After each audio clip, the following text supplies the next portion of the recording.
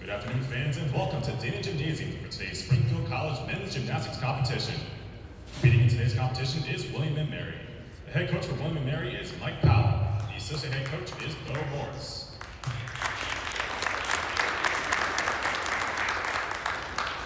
The captains for William & Mary are Ricky Pism and Jonathan Irwin. Also competing today is your Springfield College Pride.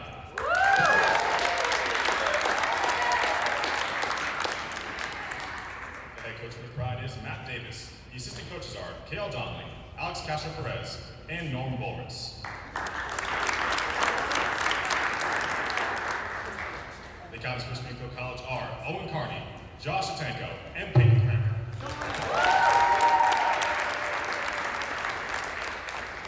The judges for today's competition are Billy Callahan, Rich Ellis, Stu Goldstein, and Tristan Hufelman.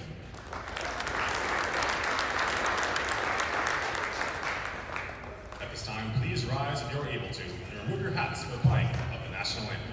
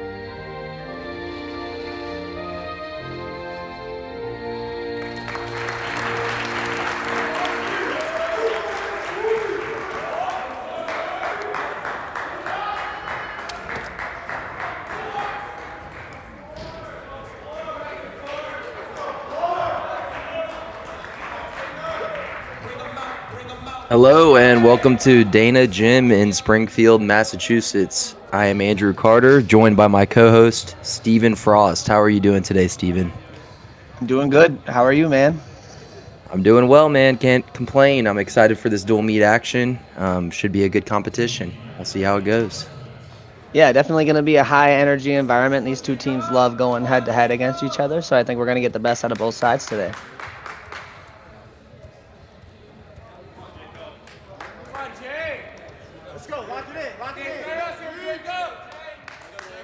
And today, our coaches for Springfield College are Matthew Davis, Cale Donley, Norm Bullrice, and Alex Castro Perez. Matt Davis is a former alumni for Springfield and an All-American on the Pommel horse in 2005.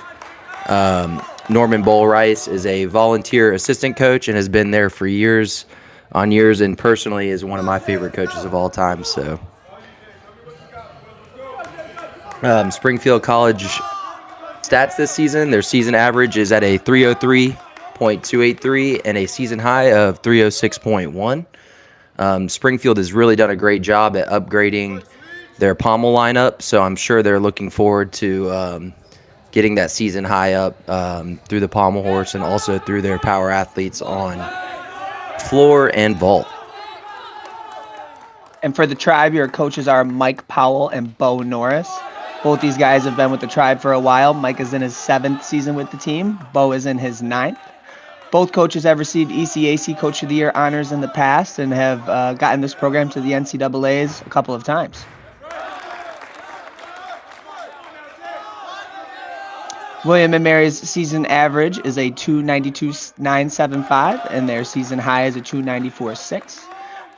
William & Mary is one of the longest standing gymnastics programs in the NCAA, and they've done a really good job of recruiting and building up their athletes.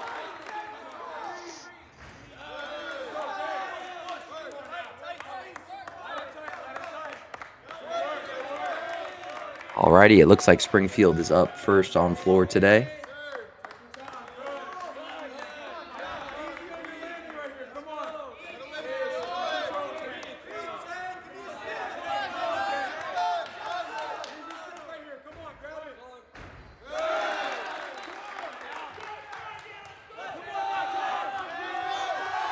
Really looking to see those nice landings on floor today. All right, a good finish. A little short on the double pike there. That's going to be a common dismount we see on floor, as it is a new requirement to have a double flipping element at the end of your exercise. And the double pike got upgraded to a D value, so that is a highly used dismount in NCAAs. Yeah, it's really nice to see them upgrade the double pike. And that's something you usually see on the women's side, but now that they've upgraded, you see a lot more on the men's side, now that the gymnasts have a little more incentive to do it. Absolutely, and when it's executed well, it is a very cool looking skill, so big fan.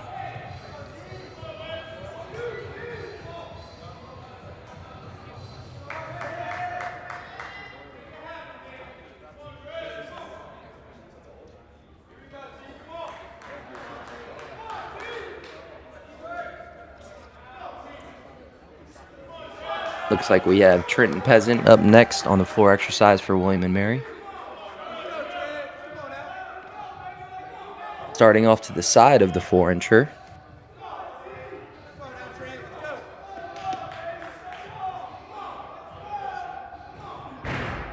Trenton scored an 11-9 at the Navy Open. Let's see if he can improve here. Definitely a good start. Nice double front to start out the floor routine.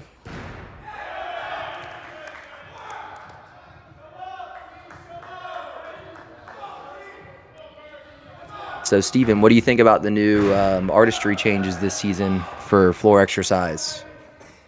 I like him. I think it definitely emphasizes, having a good non-acros in your routine, and I like how they're trying to get the guys to diversify what they're doing. Yeah, I totally agree. I think it adds a lot of style. And speaking of this, I was going to say it gives the option for the guys to not have to do the scale, which was the skill he just performed in the corner. There's a set amount of skills that you can do. I believe there's around 10 in the code, where if you perform one of those elements, then you are not required to do the scale. So I'm excited about that change as well. I love a good scale, though. Are you a Y scale guy, or? I personally can never do a Y scale, but I do love a good Y scale. All right. We need to see a front scale, though. That's the impressive one. I haven't seen that one yet. Maybe we'll see it in this rotation.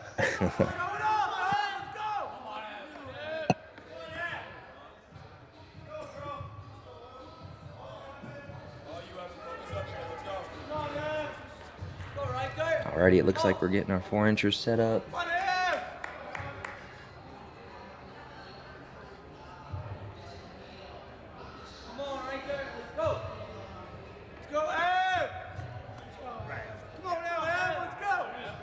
No, you can hear it in the gym. There's a lot of noise right now. These two teams love making noise when they go head to head. Oh yeah, absolutely. It's a huge part in men's gymnastics, really getting your team fired up. The next guy ready to go and kind of get him in that flow state so he can just perform and not have to think too much. Beat off the energy.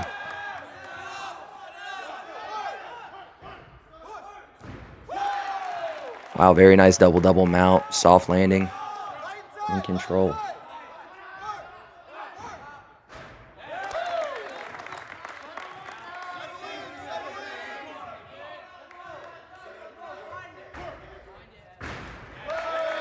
Wow, very impressive side pass there.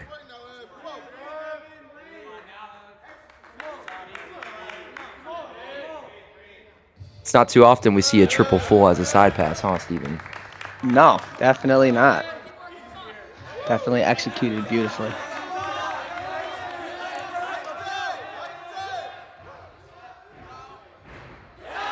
Very nice tumbling connection there, clean landing. Have very strong legs to spot that landing and squat into a lower position and save it. You can turn low landings into sticks, which they add up tremendously as the competition goes on throughout the day. Oh yeah, especially in these close meets, every little detail matters. Another double pike. There we go. Very nice routine. Beautiful routine. All right.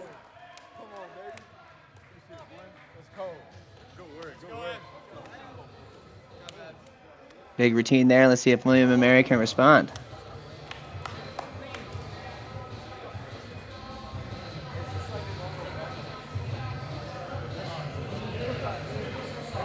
Drew, I gotta say, this new gym here in Springfield's looking pretty good. You aren't kidding, man. It looks like they've done a phenomenal job. I'm sure the athletes are very excited about not having to pack up every single day and move back and forth, so that's good too. Oh, definitely. You know, those days are over, and I think everyone's happy about it. Yep, it turned a 4-hour event into a 8 to 10 hour event very quick, packing up all the equipment and moving it back and forth, no doubt.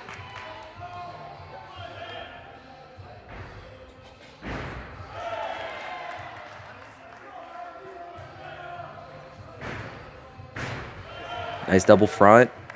So the judges on the double front, they're looking to see knees together. Typically, you'll see a lot of athletes pull their knees out wider than their shoulders, which is called the cowboy. It actually helps your rotation a little bit. So a lot of judges will look very closely on those double fronts and see who's got their knees together and their knees apart. Yeah, all these judges are looking for even the smallest little details and try to get something off of these guys.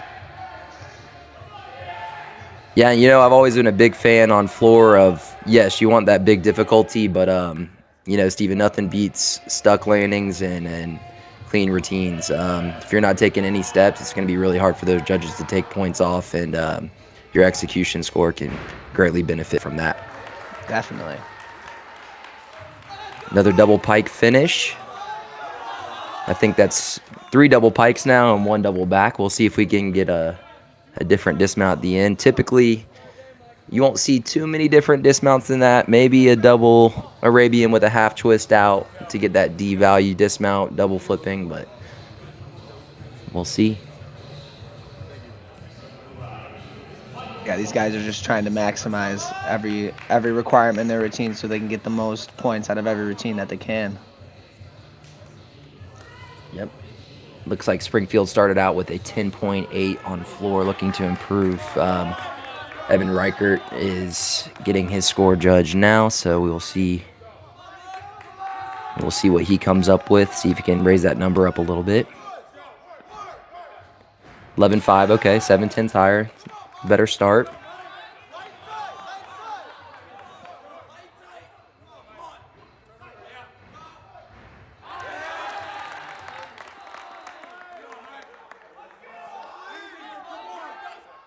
You know, Drew, something interesting about these head-to-head meets is just how the score can fluctuate from event to event. You know, you go from one event to another, it look like one team might have a pretty secure hand on things, and then you go to the next event and it can flip around pretty quick. Yeah, man, I really do love this dual meet setup. A lot of times, you know, you got 6 teams on 6 events. It's a lot of gymnastics going on. It's really hard to keep your eyes on everything, and there's routines that you want to see, and sometimes you miss them. This head-to-head action, you can watch these guys go one routine at a time and really enjoy the gymnastics. And then, like you said, too, man, certain teams are really strong on certain events, and other events are their weak points, so these scores fluctuate on any given event, and it can happen very fast. So, another big double pike to end that routine.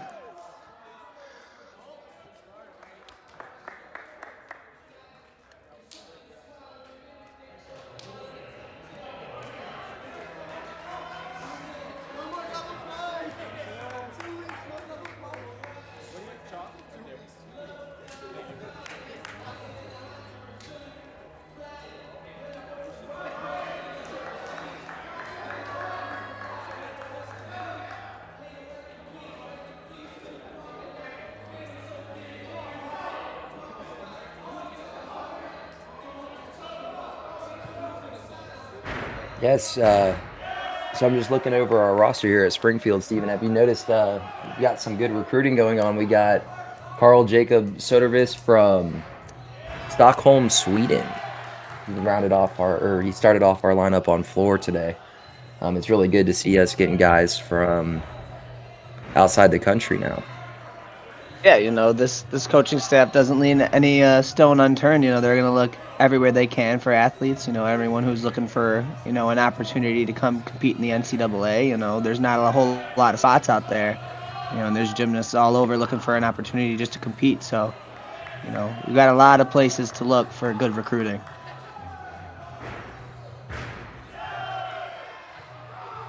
Right, good double full forward. That is a very tricky pass to land. A lot of guys will connect out of that. Sometimes you'll see a tuck full or a nice layout out of that. Very good landing on a tricky skill there. Another big double pike to end that routine, and you can just tell, you know, the energy going back and forth at the end of these routines. You know, they're just, every guy that ends the routine is just trying to hype, you know, their team up and, you know, getting that next guy's head.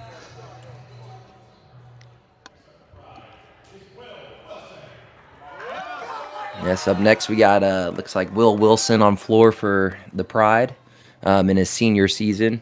He is an absolute powerhouse. Expecting to see some big difficulty here. Another thing he does really well is his air awareness and his control. I mean, he is an absolute powerhouse, but he knows how to control it, and it seems like he lands like a cat. He always finds his feet in a great position.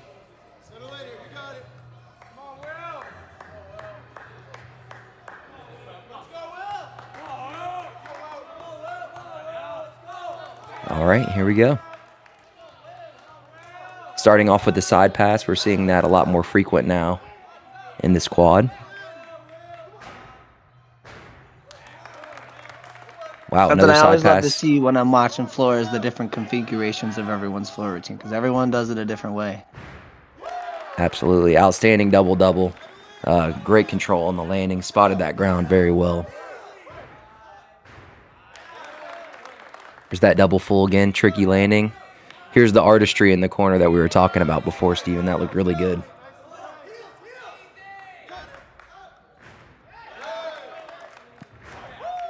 He is keeping this routine moving. Yes, the flow is exquisite. Not too many pauses, keeps the routine flowing. Takes a deep breath there, gets ready for his tumbling pass. That is something that the judges look for. They want to see a consistent rhythm in the floor routine. They don't want to see too many, stop and pause. They want to see a consistent flow throughout the floor routine. Absolutely. And sometimes it's actually very hard to slow it down on the floor exercise. In the back of your mind, you got that 70-second timer going off in your head, and you have to get your routine done. So everything's moving really fast. So in real time when you're doing it, it feels like slow motion. Watching it, not so much. Yes, and then that internal timer in the back of your head's always going off. So, you got to keep it moving. Yep, and we just saw that double Arabian half out, so we got a little switch up on a dismount. It wasn't your typical double pike, so that was cool to see. That was a very big dismount. Very well done.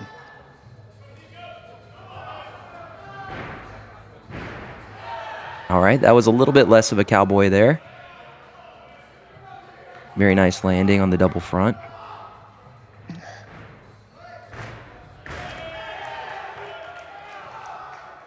Good connection pass. A lot of these guys are looking to do connection skills because they do receive bonus depending on the difficulty of the skill that they're connecting. And a lot of times it makes your landings a little bit easier to stick and take away deductions as well.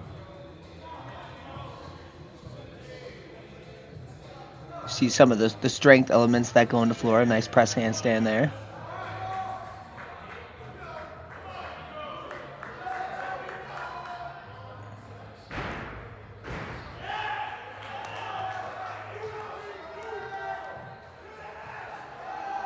Nice double full at the end of the routine. That's a very hard pass to do as you get towards the end of your routine. It's a lot easier to generate power on back tumbling as you can do a round off back handspring. Generating power for a front tumbling pass is a lot more difficult. So very impressive work there. Yeah, this floor, these guys have a lot of power, and this floor is bouncy, and controlling some of those landings, can be tough sometimes. So, it's like I tell my gymnasts, when you're landing on that floor, you got to get low and bend your knees and land in the right position, or else, you take a couple of big hops during a routine, it's going to add up really quick. Absolutely, and you know how it goes on that first event. You got all the adrenaline rushing, your body's ready to go, you're jumping around, and sometimes it's hard to control yourself a little bit and get those clean landings like you would like. All right, so a good start on floor here. We'll get our final scores in.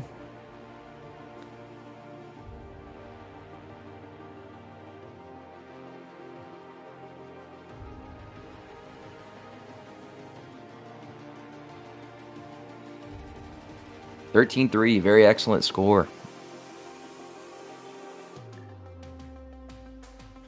So if you're looking at this graphic, the little number next to their score is their start value. So that is the score that they start from at the beginning of their routine. And that score is calculated by adding their execution score, which is a 10.0, and then it's added to their difficulty score, which is made up of the skills in their routine. So depending on what skills they do in their routine, every different skill has a different value. It could be worth more or less. You add those together, and that's how you get your starting score, and then you subtract the execution score off that, and that is how you determine your final score.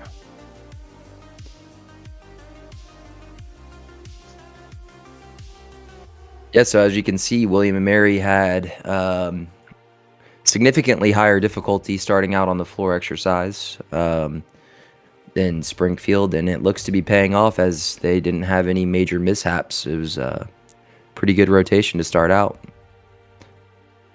Yeah, looking good. I mean, obviously, the more difficulty you do in the routine and the higher score you start from, the little bit more room for error you have. But at the same time, the more difficulty you're doing, the tougher your routine's going to be. So, you're probably kind of playing a double-edged sword there. Absolutely. It's one of those risk-reward scenarios, right? If you take a big risk and you hit it, it can give your team a big boost starting out. So definitely. Still waiting on Will Wilson's score here. We'll see what they give him and then get ready for our next event. We go 12-9, all right. So William & Mary has jumped out to a sizable lead at the beginning, but as Steven said before, a lot changes throughout the meet. It is a long competition. It's almost like football. Everyone says football is a long game, and a lot of fans get excited because there's teams winning in the first quarter, and then the fourth quarter comes around and it's a totally different event. So we'll see how it transpires. Yeah, definitely a lot of meat left. Anything can happen, especially moving to Pommel horse. Definitely one of the tougher of the men's events. You gotta have good flexibility, and you want to see a nice long swing from these guys. Absolutely. And, gymnastics is one of those sports. The better you are at it, the easier it looks. So if you see a guy swinging on pommel horse and he's making it look super easy and you're thinking, hey, I could probably do that myself, that's when you know he's really good. Yes, definitely. This is, like I said, this is definitely one of the tougher events in gymnastics. It's an event, some of my, younger guys that I coach, they don't like it, because it's tough. But, if you can be good at it, you can definitely, separate yourself as a gymnast from, some of the other guys, if you can be good on this event. Absolutely. And all NCAA teams are really looking for pommel horse specialists. It's that difference maker of an event, and you can really set yourself apart. I mean, as you saw in the Olympics this year with Steven Edorosik, he was able to get a spot on the Olympic team just doing one event and becoming a master at his craft. So there's definitely high value in guys who know how to swing horse. Yeah, it's fun. It's fun watching the guys that are really good on this event because they just look like they have so much fun swinging around on there, and it's a lot of high strength and flexibility. It's really tough. There's a lot that goes into it. Yeah, and a lot of the strength you develop in gymnastics throughout the years is not conducive for pommel horse. You see a lot of gymnasts with really big lats and strong shoulders and big shoulders, and makes it really hard to get your hands close together behind you, especially as you grow and develop. So it's very tricky to be an all-arounder, to have the strength and the power for rings, floor, and vault, but then maintain the flexibility to swing some good horse. So yeah, being an all-around gymnast, you gotta be good at everything. Your body's got to be ready for every situation. absolutely, and I'm very excited to see Springfield's lineup today. I was able to watch them live at the West Point Open and saw some drastic improvements. All their guys swinging horse, just super stretched hips, very good handwork, super in control, and outstanding difficulty. I mean, they can compete with some of the best teams in the country on this event, especially if they're on. Definitely, they got some big guys on horse, and they got some really long, nice swings, and that's what you want to see on this event. Yeah, and their last guy up, Peyton Kramer, actually made NCAA All-American on pommel horse a few years ago, and you do not see too many NCAA All-Americans from the ECAC, so it's an outstanding achievement and just a testament to all of his hard work and his intricacies on this event. Yeah, being a student athlete isn't easy. You got a lot to balance, and when you have a guy like Peyton who can balance everything and really master his craft, it really kind of shows what kind of student and athlete he is. And I'm looking forward to seeing his routine today. Yes, and I'm sure Springfield's very happy to have him back too, as he was out last season due to injury. So they're looking for him to boost up that pommel lineup. So it should be exciting. Definitely.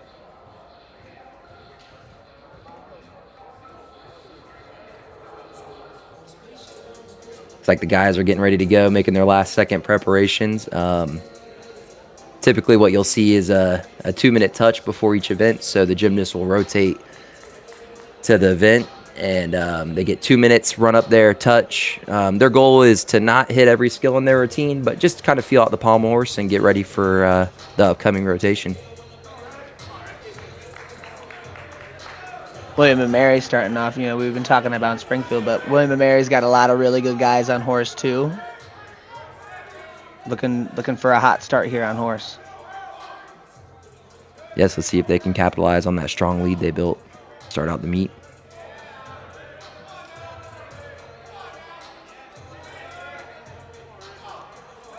We want to see good elevation above the handles and the leather here.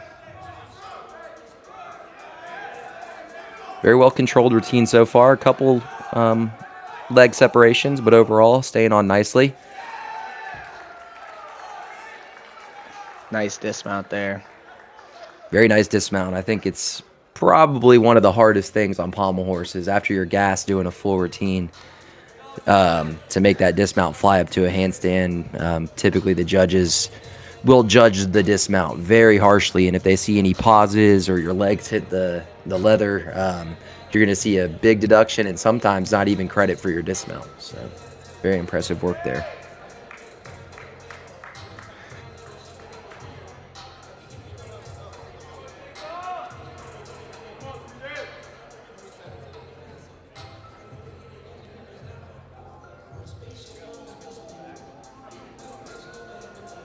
First for Springfield, it looks like we have Carl Jacob Soderqvist. This is the athlete from Stockholm, Sweden we were mentioning earlier. As you can see, his build is definitely conducive for pommel horse. Very long arms, flexible shoulders, long legs, makes his line look really good. So let's check it out.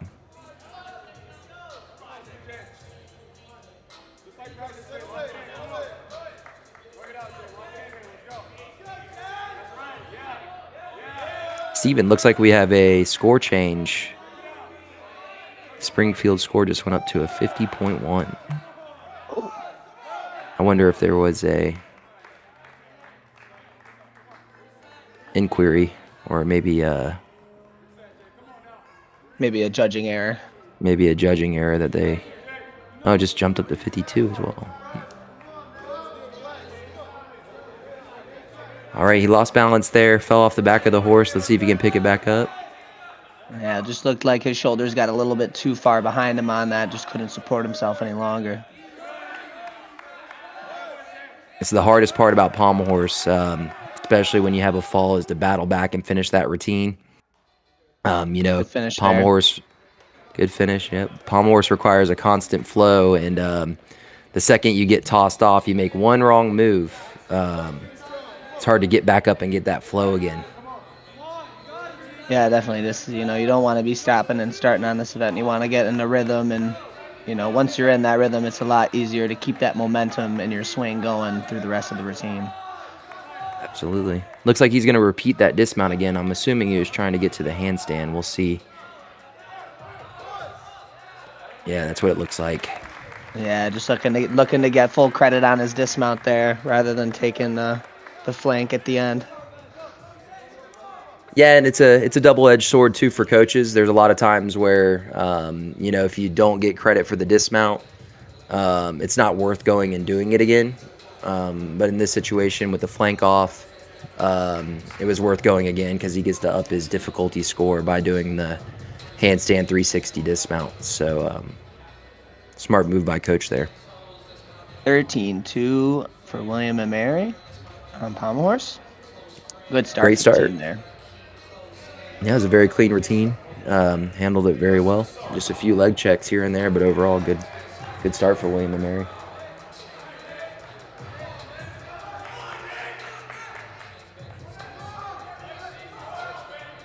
Nicholas Kosarkov up next.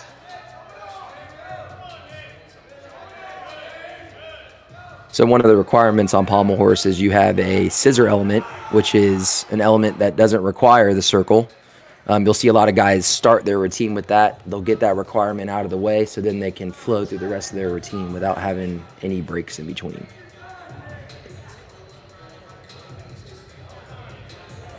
Nick falling off there. Just looked like he got a little short in his hips, just not opening that hip angle as long as he could, shortening his swing. So, what I was talking about earlier, want to see that nice long swing, just to help keep your body tension and help that swing along. It's quite impressive, a guy with this build to be able to camp out on one pommel and do a lot of good single pommel work. Very impressive. Seems to have gotten himself back in a rhythm here. Let's see if he can finish it up. Good finish there. It's a very good recovery. So as you can see, the coaches and other athletes will jump in right after one guy finishes. Every guy sets their handles up to different widths according to what they like. And, a lot of it's muscle memory. So you got to have it on the same setting that you do in practice every single day. And it gets quite hectic for those coaches, getting everything ready back and forth and then getting out of the way and then jumping back in. So that's always fun to watch. Yeah, and you got to remember every athlete's setting, and you got to make sure it's just right. So if they fall, you don't feel like you made a mistake. Oh, that's the worst feeling. Evan Reichert up next for the Pride. Junior from Oswego, Illinois.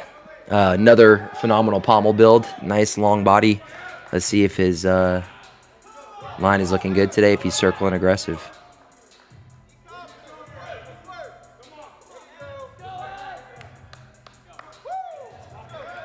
There's that scissor element to start. Right into a Stockley.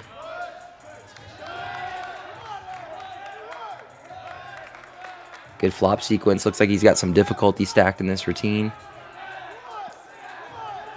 Nice Magyar Savato there. All right, and up. Great dismount. Very nice routine. Yep, Springfield's going to enjoy that. I'm sure he has the 360 at the end as well.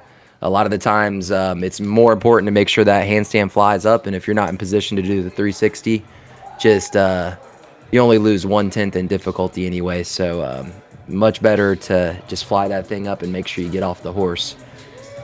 Yeah, definitely. That was something that I did as a gymnast. If you're not, in your head, if it's not perfect, to be safe rather than sorry, and just kind of get off there rather than risk it.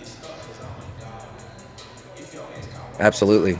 And, the more years you get separated from the sport, the more you can really appreciate how these guys make these split-second decisions. I mean, it's happening in milliseconds time frame, and they're able to make these decisions to help their team.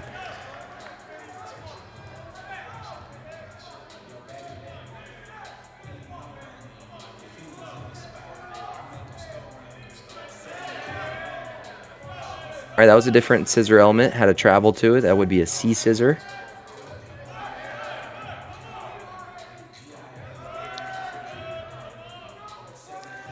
And you can really see the benefit of having long arms and a long body here. You're able to travel across the horse at ease and a lot less steps than if you were of shorter stature.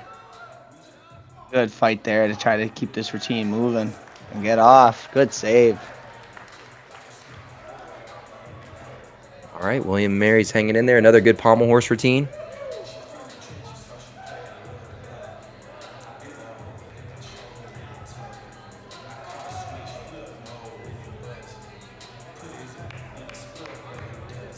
Pommel horse is definitely one of those events that, can turn a meet around.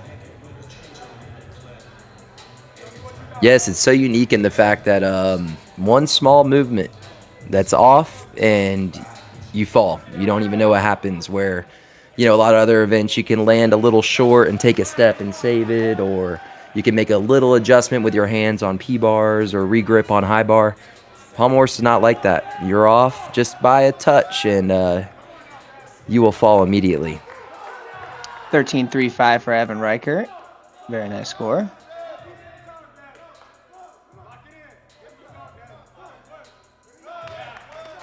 Nice McCulloch start. A skill performed by former Olympian Sam McCulloch.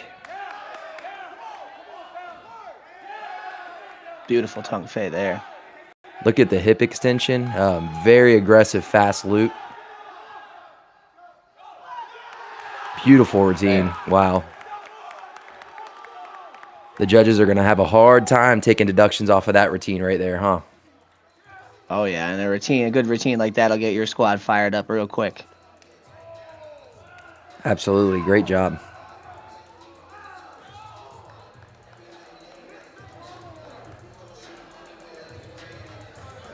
Again, kind of going back to what I was talking about before, like in this dual meet format, you never know. You could take a fall and the next guy could take a fall, just going back and forth. You never know what's going to happen. Absolutely, and another thing that is completely understated in these dual meets is momentum. I'm a big believer in momentum, and you see your teammates get off to a good roll and get the energy high. It's much easier to perform when everyone's in a good mood and ready to go. Definitely.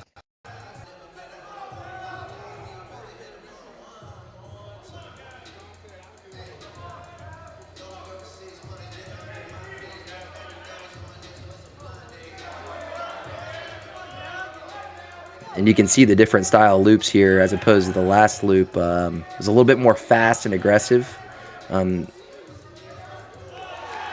guy's got very nice straight hips, but he's a little bit slower in rhythm. A lot of people like the look of that, and I think it looks outstanding. It flows really well. Beautiful one pommel elements in this routine. You see the nice sewn in the middle of that routine.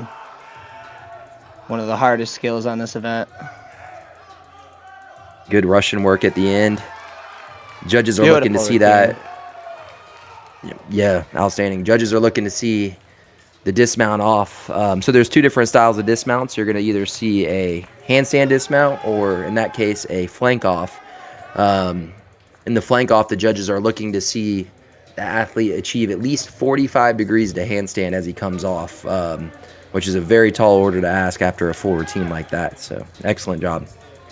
I was talking before that routine about how, Springfield, had a good routine there, and William and Mary comes back and responds right away. Keep the energy up for their side. Absolutely, and here's Peyton Kramer coming up to round off Springfield's lineup. Former NCAA All-American. Very excited to see this routine here.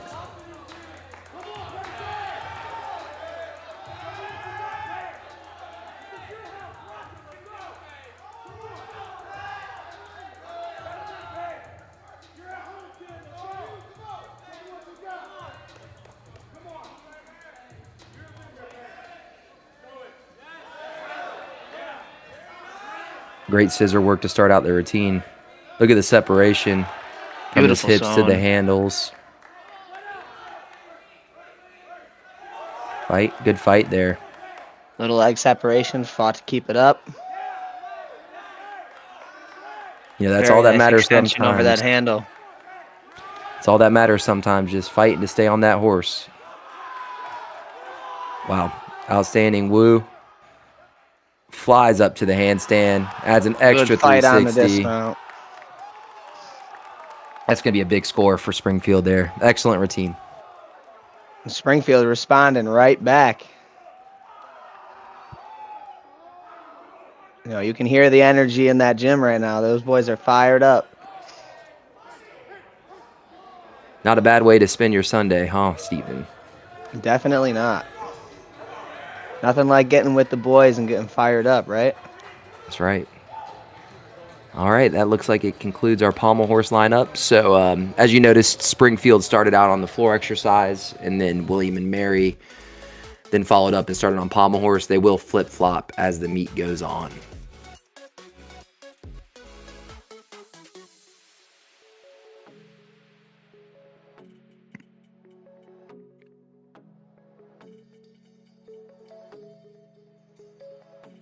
And as we were talking about before in this dual meet setup, and I did mention Springfield's pommel horse has improved tremendously over the years. It's one of their stronger events now, which means now William and Mary is going to rings, and they have a very strong rings lineup. So could see some fluctuation here coming up.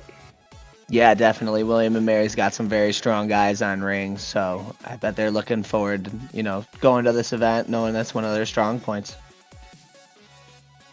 Some big scores on pommel horse there. 14.3. Once you start seeing 14s in men's gymnastics, it's outstanding routine. Some elite gymnastics going on here. Definitely. You see some of the start values, 14.8, 14.5, 14.7. You want to be close to that 15. Like I said before, the higher that start is, the more room for error you got. Absolutely. And if you check out the graphic on the left, Frost had mentioned this earlier for the start values, you can kind of get a good idea of which guys fell and how much deductions they got taken off. So we see 14-7 start and 11-7-5. We know that routine was very high in difficulty, just a little bit off on the execution there. Big 14-4-5 from Peyton Kramer.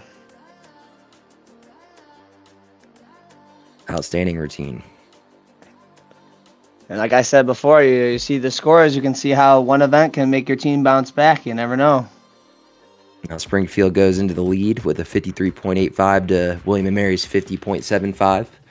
If you check out the graphic in the middle underneath the Pommel horse, you'll see the point differential in routines as well. So if it's red, that means Springfield lost points to the other team, and if it's green, that means Springfield has gained points. And it goes down the lineup.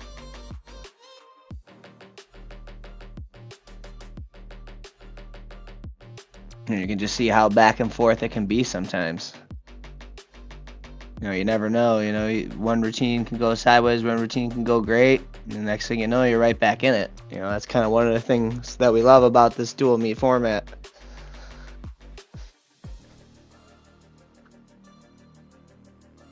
Especially being one of those guys in the meet, it's a lot easier, to kind of, obviously keep an eye on what the other team's doing.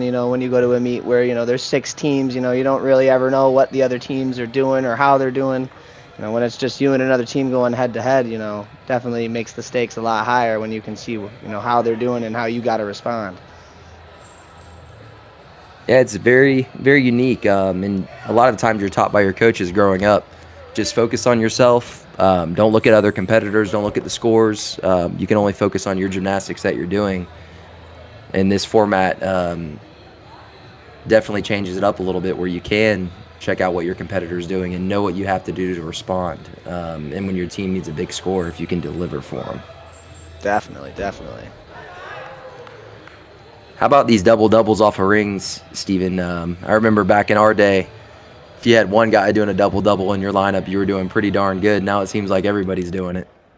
Yeah, these guys these days are throwing some pretty big dismounts. Like you said, back in the day, you just had one guy doing that. You knew that guy was, the guy on that event. But now it seems like everyone's the guy because everyone's doing it.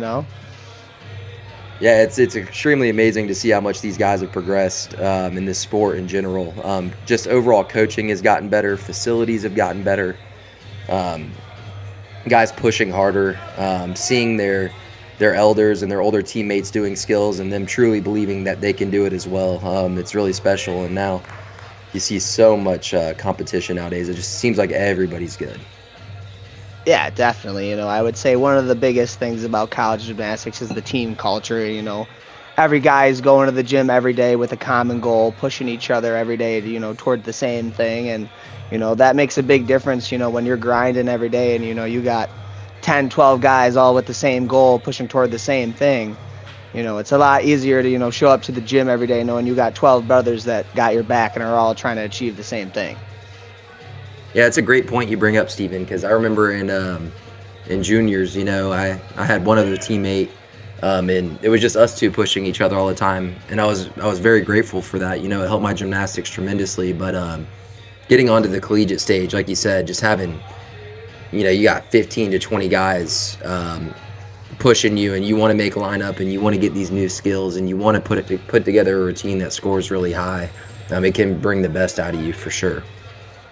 Yeah, I think at the end of the day, you got to remember, all these guys are students first. They all wake up and go to school every day, and it's a grind being a student athlete. There's a lot of balance in your life. You got to balance school and the gym and everything else you got going on in your life. And it's definitely a lot easier when you got a bunch of guys that are all doing that with you. And, you guys can, help each other throughout the year and, support each other along the way.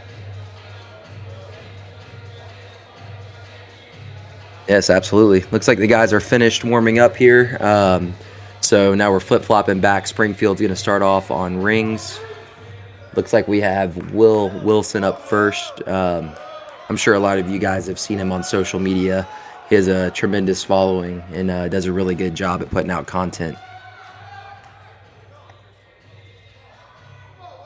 Yeah, definitely something you see a lot more in the NCAA these days, not just with gymnastics, but sports in general, with the NIL, these guys all want to make a name for themselves and want to make themselves recognizable. Absolutely. All right, there's his swing to strength element. So every event has 4 different element groups that you need. Swing to strength is one of them.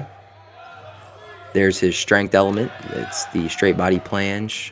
There's no swing involved, so he's got 2 of his elements down, and there is a giant to handstand. That would be his 3rd element group. Very nice holds on all these handstands, big dismount.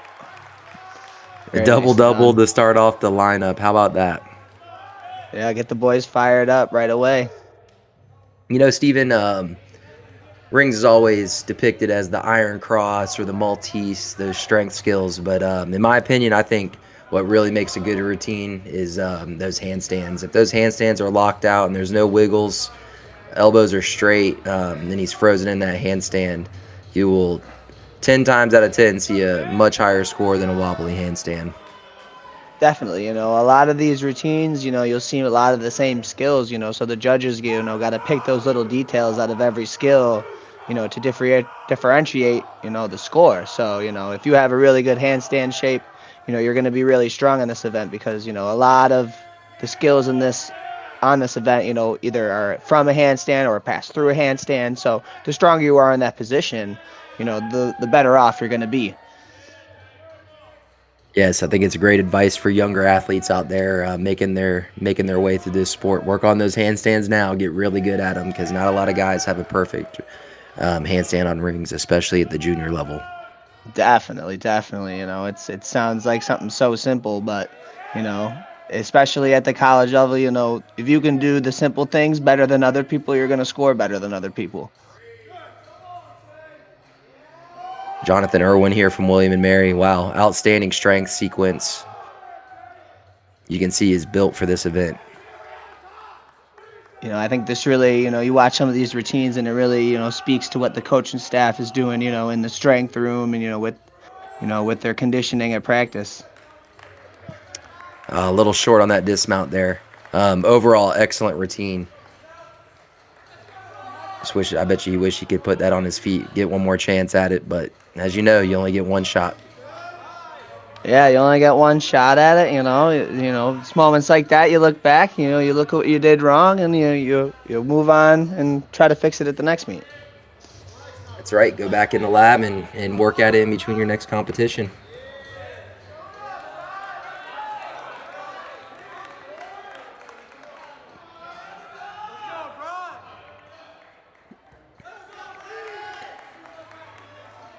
Some of these strength elements these guys got to do are so tough because they gotta hold their bodies at perfect angles and everything's got to be held for 3 seconds to get credit. So at the end of these routines, these guys are gassed. So it really goes. You watch these guys go and it really speaks to how strong some of these guys really are that they can push through all of this in one routine. Yes, absolutely. Will Wilson with a nice 12.6, and up next for the Pride is Brian Delph.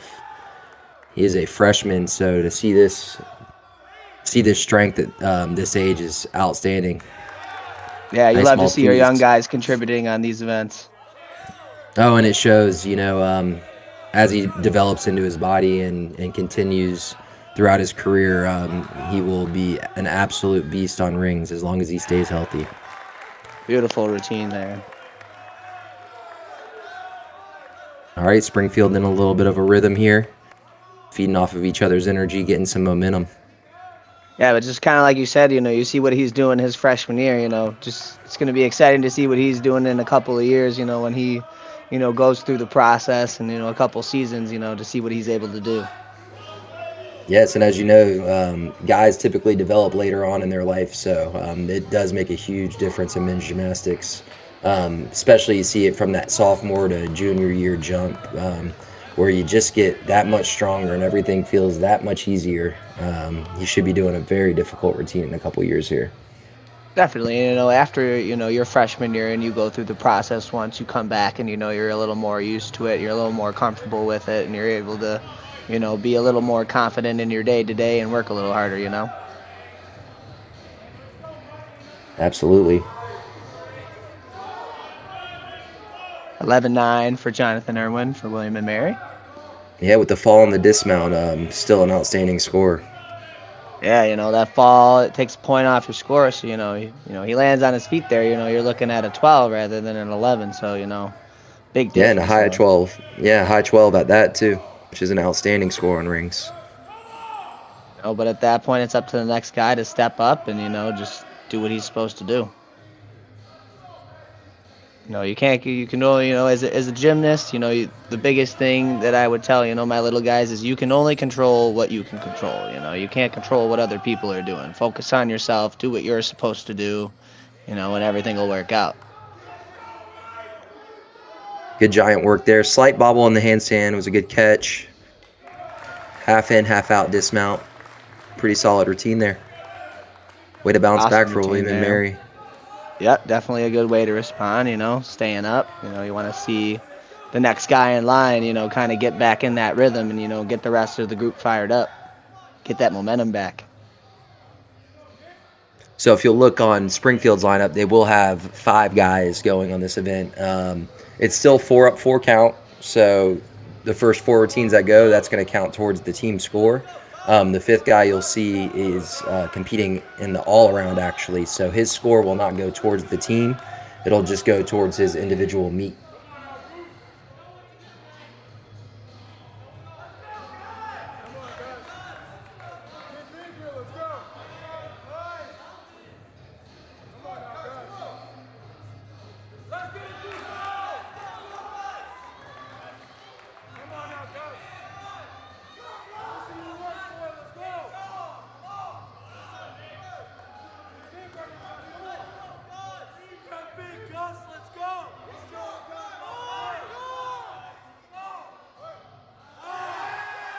Nice Azarian to cross there.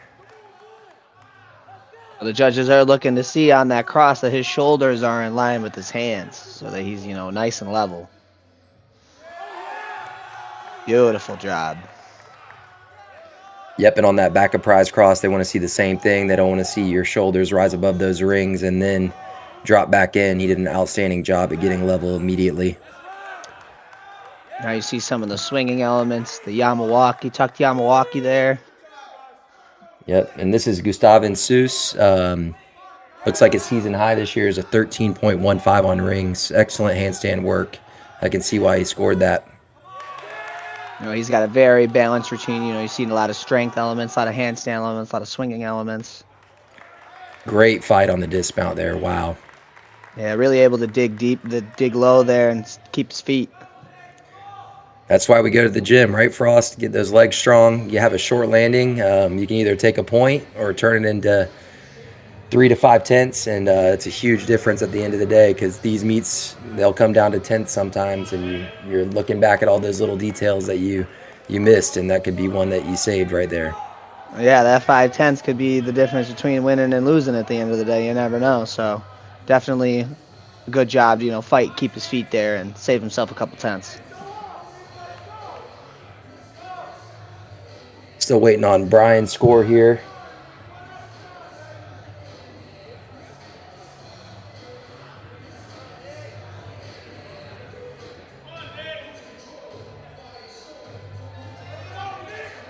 There we go, 12-3. Respectable score on rings.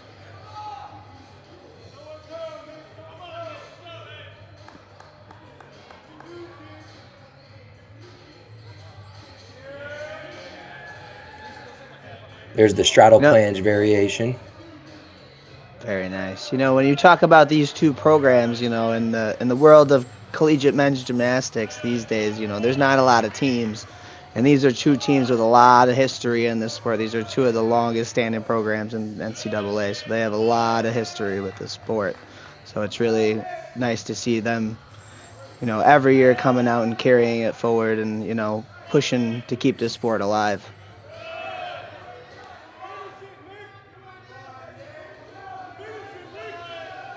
Yes, and William & Mary is one of the last programs, actually the only last program in the Southeast coming out of the state of Virginia.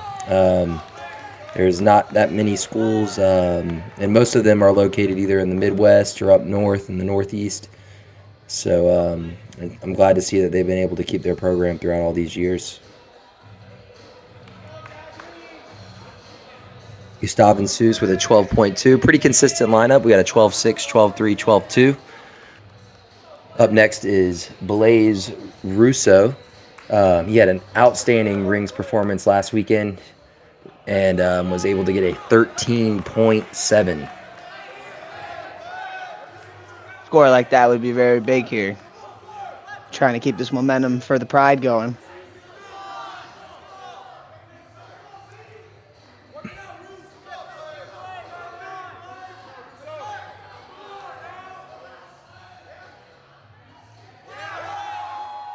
Backup prize, the straight body plunge, dropping into the Maltese.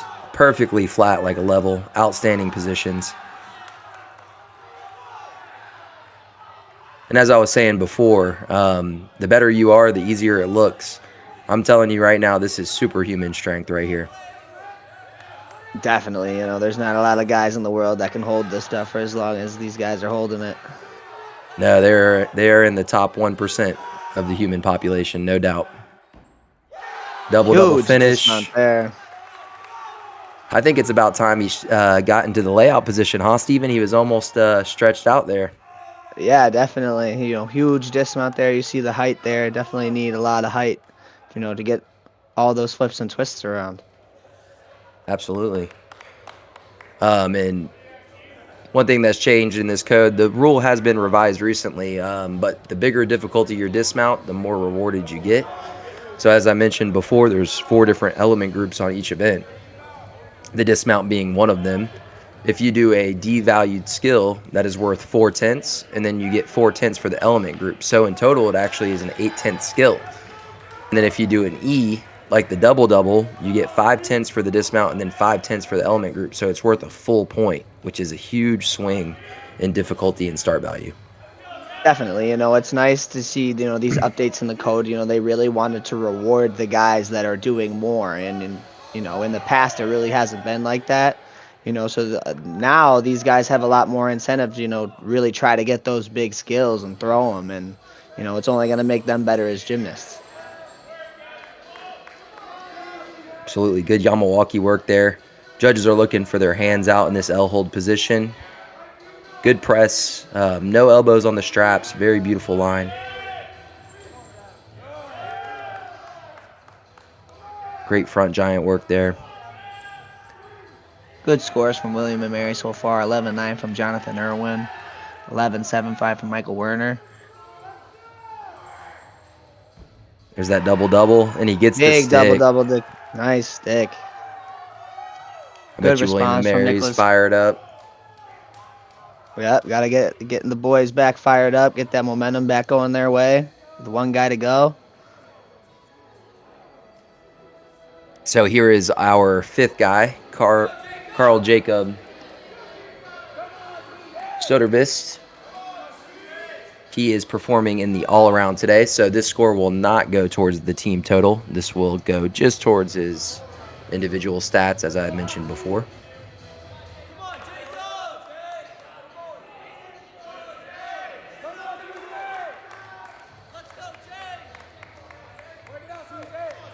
So now we're at the halfway point in this meet.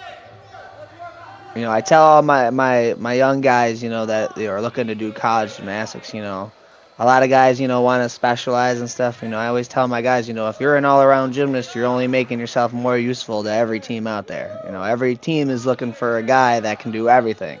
The more you can do, the more versatile you are to, the team and the coaching staff, and you see that here with Jacob being an all-around gymnast coming from Sweden, coming all that way, it was definitely worth it, him being an all-around gymnast, because he can do a lot. So they can put him in a lot of different spots if they need to. Yes, absolutely. And injuries happen. This sport is very demanding on the body. And a lot of times you'll get minor nicks and bruises throughout the season, or even sometimes season-ending injuries. And if you are in the all-around, you are able to fill in those gaps where otherwise your team could be left in a bad situation. So I definitely agree with you there, Steven. Definitely, just like any other sport, if a man goes down, it's next man up, and you got to be ready to go. That's right. And a lot of times the all-around, too, is very body type dependent. As you get older, as your body type changes, if you're a more stronger individual, it might suit you best to stick with 3 events and help your team out and keep those scores really high for them. But if you're able to get all 6 done, it is truly the hardest task. Not only in men's gymnastics, but I think in all of sports, you just have to be so versatile to be a successful all-arounder. Definitely. Very good rotation for Springfield there. Blaise Rousseau, look at that. He just got his... 5. Yeah, he just got his season high there, and Springfield season high. He just jumped up 0.15 on his routine from last weekend, so excellent job to Blaise. Very nice job. William Mary rounding out with a 12.7. Great rings routine to finish out. I'm sure they're looking to get back here on the vault their next rotation. Yeah, William and Mary started hot out on floor, taking the lead, but these last 2 events, Springfield's taken the momentum and it kind of ran with it.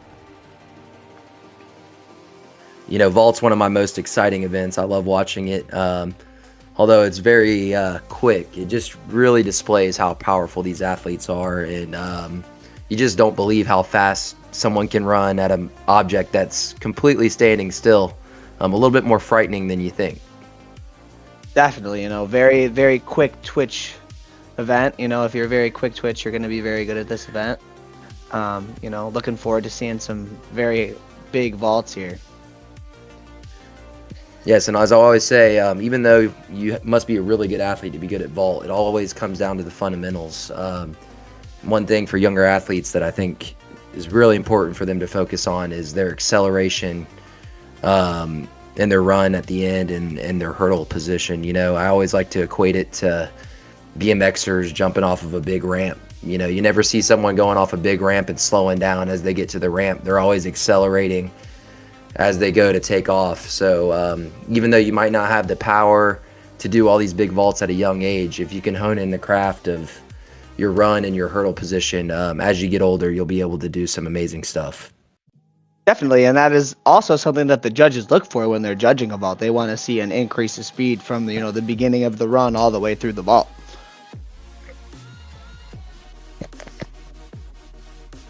Yes, and all that comes into play. The faster you run, the bigger your post flight is off the table, the more flips and twists you can do, the higher you're going to score. Yeah, and they're going to be looking for form on entry, form coming off the vault, landing positions. There's a lot that goes into the vault rather than just the vault itself. Absolutely. So at the halfway point through this meet, Springfield is taking the lead. This is what I like to call the halftime of men's gymnastics here. You get to kind of regroup, analyze what you did, and get ready to move on to the next one. Vault's typically a high-scoring event or one of the higher-scoring events, so it's really good for your team to get some momentum back and kind of reset. Definitely, definitely a time, to get with your group, talk it out, regroup, get ready for the next thing. This is definitely one of those events, like you said, it's very quick, and the guys like to, get loud and, they amp up guys before they go. So this is usually one of the louder events, because they get one shot at it. So you want to amp your guys up as much as you can before they go.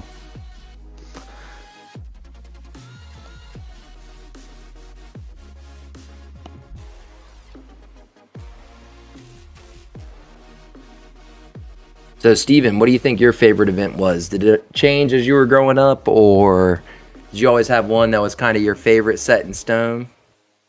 I was always I was a small gymnast. I'm a small guy, so wasn't very big, wasn't very heavy. So I always liked doing rings. I was very strong on rings.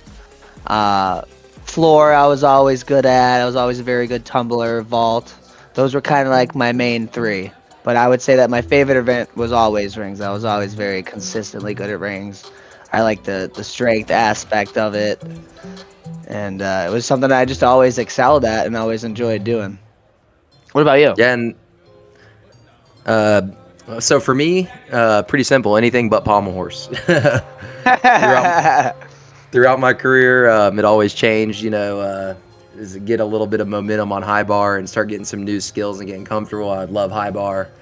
Then floor, same thing. Vault, same thing. It really just all depended on where my success was at that point in my career. And I would really kind of feed into that. Rings, like you said before, the big benefit of rings, in my opinion, and not even a benefit, just the challenge of pushing your body to new limits and doing things that you thought were impossible. I really love that aspect of rings too, and your love for it grows as you get older and you get stronger. As long as you have good swinging elements growing up, pushing yourself to get the highest difficulty and strength was definitely a big reason why I loved rings a lot too. But yeah, most of all, just anything but pommel horse.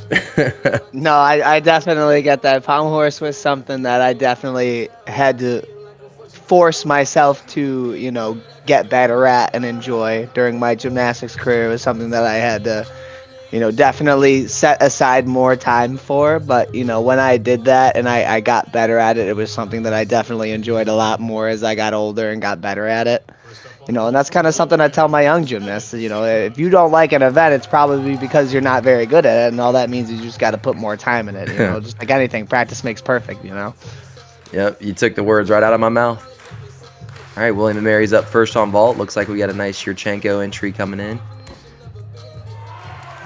Nice, Yurchenko 1.5. Good landing Good position landing. there. Landing. I was gonna say good landing position. Nice chest up, landing arms in front. Absolutely. A lot of vault, you can go for the bigger element, like a Yurchenko double full. Typically won't score as well if you're barely sneaking it around and you're not prepping for landing. You can see on that full and a half, he was staring at the ground after his full twist, spotting it, preparing for an excellent landing. So a lot of the times it's going to score a lot better if you do a little bit easier in difficulty, but you show that preparation for landing. Definitely, that's something I stress with my little guys. Landing in the right position is very important for anything that you're doing. Yeah, and for the longevity in the sport. More safe landings you have, the longer you're going to last. All right, up first on vault, looks like we got Will Wilson back in the lineup again. See Coach Norm standing there to the side. I was going to say, we see our guy Norm there.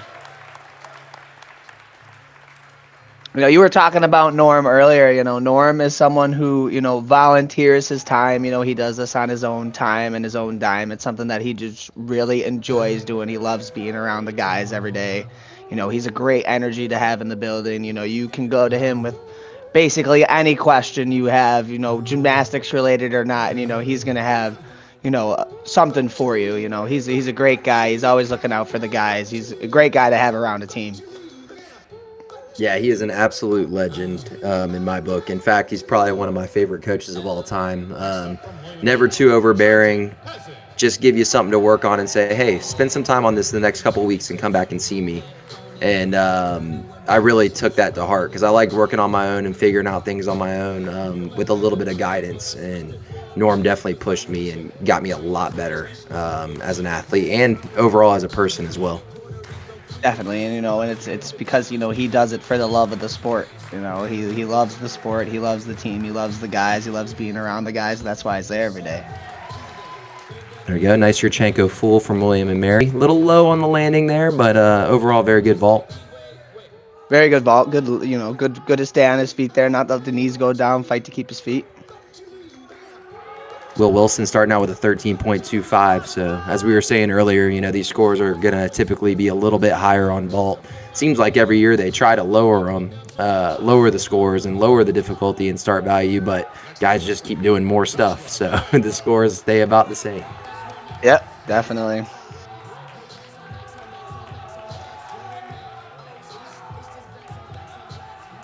Right back at it here. Springfield looking to respond.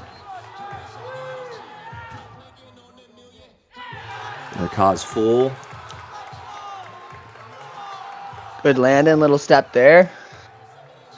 Yeah, slightly locked out in the knees on the landing, but really clean in the air. I'm sure he's looking to upgrade that vault as the season goes on. Were you a Suk guy or a Yurchenko guy? Kaz. I like Sukes and Kaz's. Yeah, I me was too. taught I was taught by Mike Burns over at the University of Minnesota at a young age.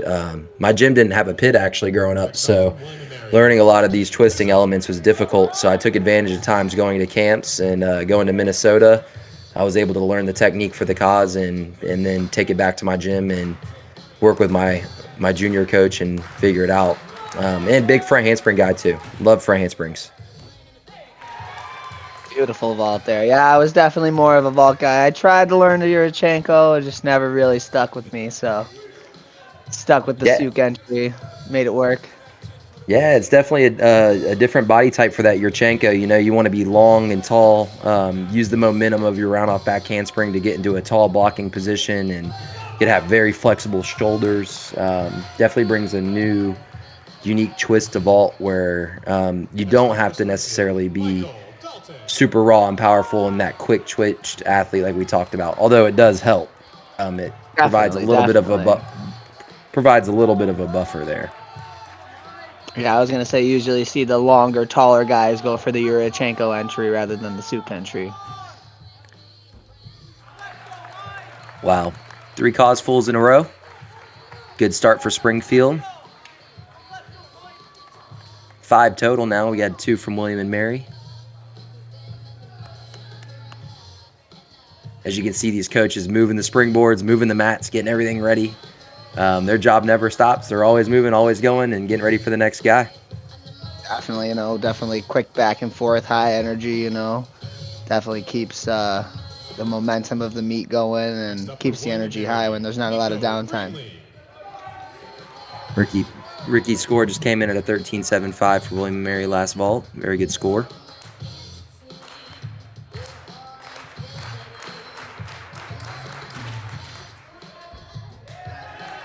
Blasted.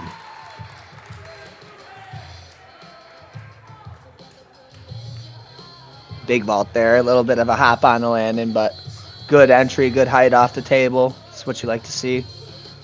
As I always say, it's better to over-rotate a vault than under-rotate it, so. Definitely, always. It's like we got Evan Reichert coming up to round out Springfield's lineup on vault. Pretty consistent scores, staying right around that low 13 range. William and Mary is trying to creep up on them. It looks like their scores are a little bit higher to start off this rotation. Next up for Springfield, Evan Reichert. Definitely, William and Mary's looking to respond here, being down after the last 2 events. They need an event to, get back into it. And this is always a great, high-scoring event to get back into things. Absolutely. As a gymnast, this was definitely an event, if I was having a bad meet that I was looking forward to going to get, back on track. Yep. Beautiful stick there. Wow, nice cause full. That's going to score very well. I'm sure the pride is missing Caleb Palacio today. Shout out to him. He qualified for Elite Team Cup on the vault. I'm telling you, that guy has world-class vaulting. I saw him live at the West Point Open, and I was telling Steven before this meet, I think I could have standed on top of the vault table and then another one of me on top of my shoulders, and I still wouldn't be as high as he was blocking off that table. Yeah, Caleb's definitely a powerhouse on this event. He's out this week with an ankle sprain, hoping he gets back to this lineup soon, but it's looking like the rest of the guys are really stepping up in his place here. Absolutely, and those are the guys, that really move the needle in gymnastics. When you got raw power like that and you create new heights, you really start to see the limits getting pushed and the needle moving that much farther. And a lot of times you think it can't go much farther, it can't get much harder, but then you find a guy like Caleb and he's able to move that needle even a little bit more. Oh, 100%.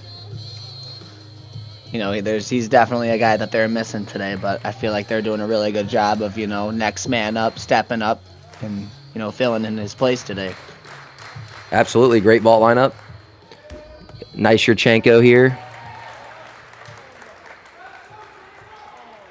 Really good stretch body position in the air. Those judges are looking for a nice straight line as you're flipping through the air and twisting. Any bend in the hips, any piking position as we call it, a lot of times will downgrade your vault. So it's important to show off that stretch position in the air. Yep, just, little bit of a hop on the landing. Just want to control that landing a little bit. The bigger the hop, the bigger the deduction. So just control that landing a little bit. But other than that, beautiful vault. Next up for Springfield, Jacob Sutterquist. Here comes Jacob Sutterquist. He is, again, in the all-around position. So this score will not count towards Springfield's total.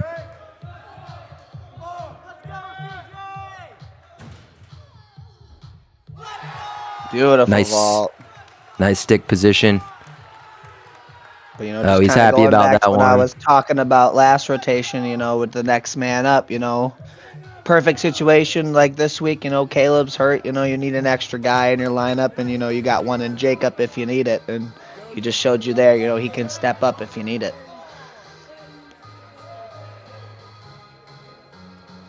Yeah, I'm sure that's a good feeling for the coaches as well to know they always got an ace in their pocket that they can throw out at any time necessary. All right, good lineup overall. Looks like William & Mary nudged out Springfield on the vault there. Some very nice scores in the high 13s and mid 13s for William & Mary. Yeah, close rotation there. Some high scores. Tight meet right now. As you can see, Evan Reichert, what that stick can do for you, as he had the highest score out of both lineups. Stick in that vault makes all the difference. Definitely. And, going to the next two events in parallel bars and high bar, these are two of, the tougher events. So, these are two key events, going into the last two events with the meet so tight. Yes, and speaking of that, especially starting on floor exercise, your body's starting to wear down. The adrenaline's wearing off at this point.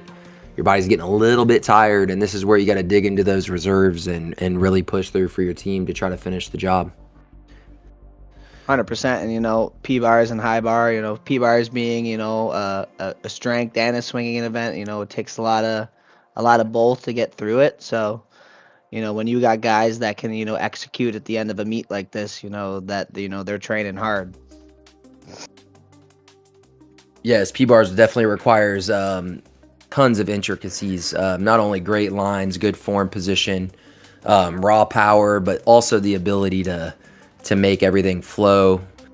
It's just a mixture of elegance, but raw strength as well.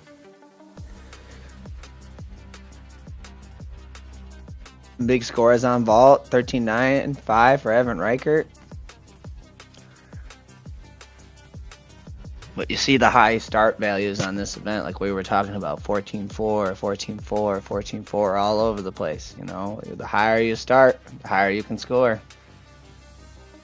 And as you can see, the first vault for William & Mary was a 4-0 start. That was the Yurchenko 1.5, but still scored very well, 13-3-5, even compared to some guys doing the 4-4 start. Just showed that his preparation for landing and his overall cleanliness of the vault paid off. Yeah, you don't always have to do the biggest skill in the book, If you do something a little less than that, cleaner, you can score just as well. Yes, and the aesthetic look to it, just looks good in the air. You're watching, you're like, wow, that was outstanding. It was a real piece of art there. So looks like he's got that vault mastered. Definitely.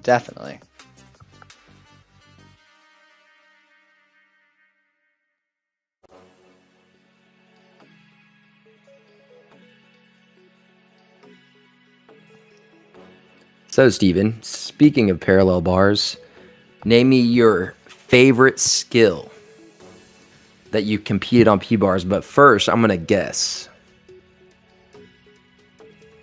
Sound good? I feel like you're going to guess it right. All right. Straddle 1 and 3. Yeah, honestly, that was one of them. I was going to say Healy, but that's probably Okay. number 2. Okay. What about you? Oh, man. It's a very, very tough call. I would say it's probably somewhere in between my Healy work and the home to support. That was one that I really enjoyed figuring out and that's working. a fun one too. I always like that one too. Yeah, that's the exact definition of raw strength and power. That is a power element, but then you have to show elegance to get to the handstand out of it. And it takes a long time to figure out. A lot of these people watch gymnastics and think, oh, wow, that looked easy. Not seeing the hours and time put into that skill. I think myself, I got the skill in about 3 weeks, but it took me about 7 months to really perfect it to where I was doing it with minimal to no deductions. Oh, definitely. Definitely. I got a question for you. What is a skill on P-bars that you wish you could do that you couldn't do? Oh my gosh. Any sort of to pelt bob sar tapping element. My shoulder and back flexibility would not allow me to do that. But I love watching it. I would What say about that you? mine is probably a Diamidov. That was something I worked like a lot and just could never figure out for whatever reason.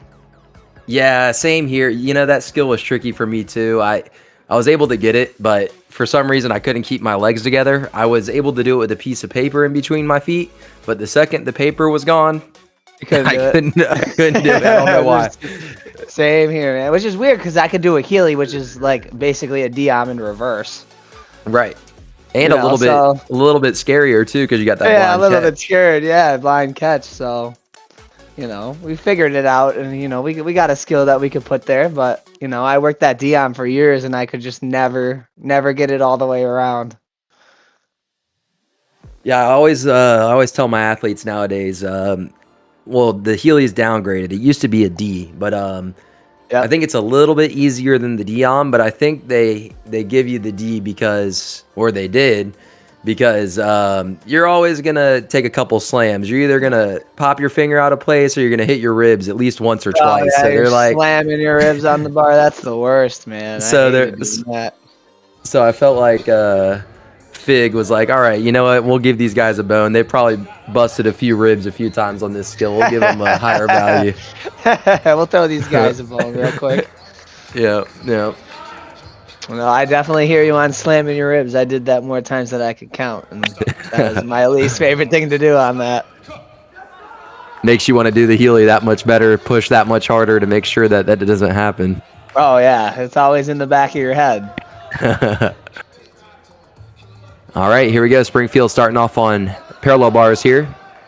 As you can see, we got a middle of the bar mount. The coach is ready to slide that springboard out.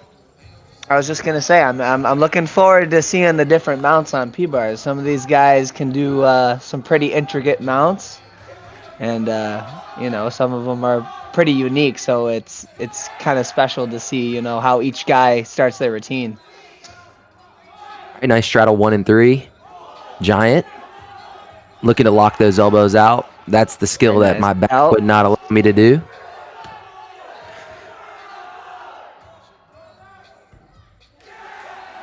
Short routine, clean, pretty good difficulty.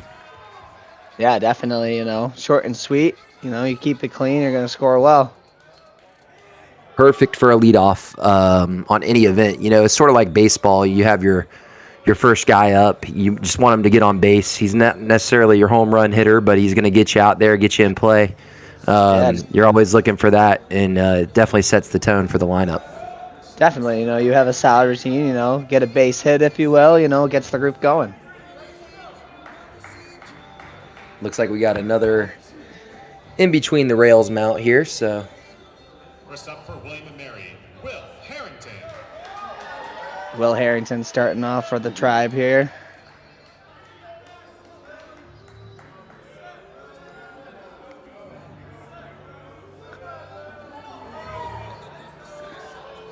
let's see if we can find a whippet mount here or home to support.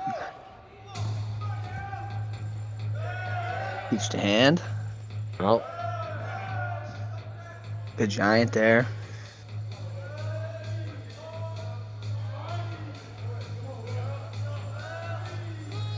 You know, one of the things you want to see with these big guys is them manipulating the bars. You want to see them, you know, bending the bars as they're swinging down or pulling the bars down, you know, manipulating those bars, you know, get some bounce off of those bars. That's what they're made that way for. A little short on the landing there.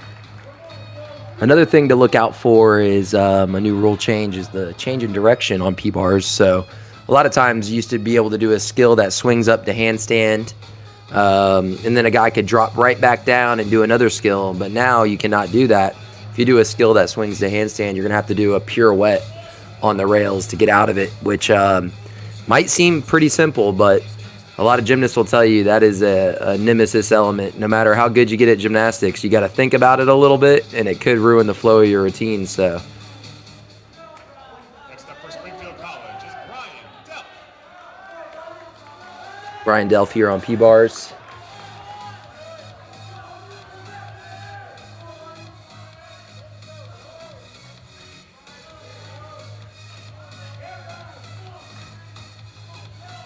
Looks like his season high on parallel bars is going to be a 12.55. We'll see if he can capitalize and get that score a little higher. Another really nice to pelt there. Little hand wiggle there. The judges don't want to see those hands move at all. Stay perfectly There's still. that skill I couldn't do. Nice. Good D-arm. handstand line. There's the Healy. There's my favorite skill, the Healy. Good catch there. Did not break any ribs on that one. Nope. Good front of prize. Looks like a double front. Wow. Nice Great finish to the landing. routine. Big That dismount. might just get his new season high here. We'll check out what the judges give him, but I think that was an outstanding routine. Outstanding routine. You know, very tall, long swings, big dismount, nice landing. That's what the judges are looking for.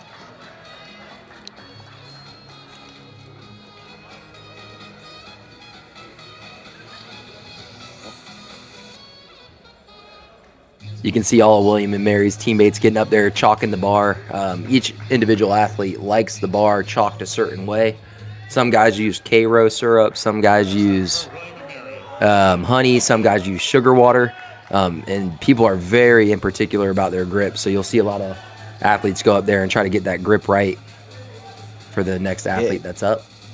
Definitely, guys set the bars differently. You know, some guys use a little more chalk than honey. Some guys use a little more honey than chalk. It's just, you know, kind of how you like the bar to sit in your hand and feel in your hand throughout the routine. Wow, very powerful peach there. You can tell he's mastered that peach work.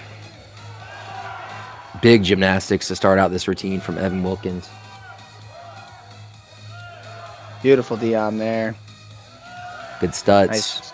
Nice studs to hand. No leg separation at all so far. Good double pike. All right, good routine. Very strong set there.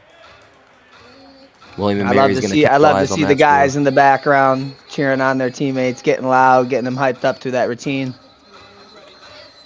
Absolutely, they worked their whole life to get to this point. So to experience it with other guys who have the same passion as you is always a fun time. Definitely, you know, that's something that I definitely try to bring, you know, to my JO guys every day. You know, that's something that, you know, they've never really seen or experienced before. And, you know, I know, like, my coaching staff at my gym definitely tries to bring, you know, that culture of, you know, having a team and having each other's back. You know, it's a big thing in college gymnastics. You know, depending on where you are in JOs, you might not have a big team. You know, like Drew said, you know, he only had one teammate. But, you know, when you have, you know, a big group of guys cheering for you, you know, it's crazy what you can be capable of.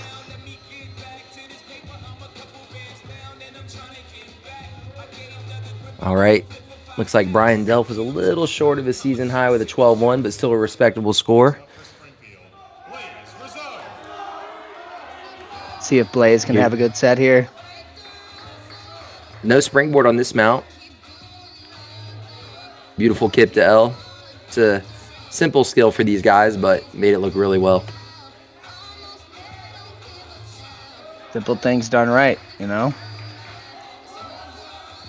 Excellent tap Right. into that belt. Good fight.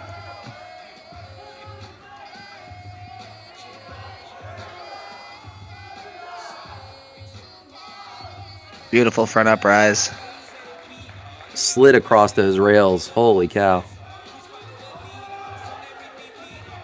Look at that. Good double Beautiful front. dismount. What do you think, Steven? He should add the half out soon? You know, with a dismount like that, I think so. He's definitely got the swing and the height for it. Absolutely. You can tell a really good P-bar guy, if they have a really strong upper arm swing. That is definitely something that is tough to do. You see a guy that's good at that, they're good at this event. Yeah, the top guys in the world, that's how they separate themselves in difficulty, is doing a lot of those skills like the Diom you mentioned before from the upper arm position. It adds tremendous difficulty, and not everybody can do it, so it's a good way to separate yourself. Oh, for sure. Especially, at the collegiate level, all the guys are kind of doing the same skills, like I said. So, the more you can separate yourself in the details, the more you're going to stick out. Setting those P-bar rails, he's probably going to do some underbar elements right there on the end.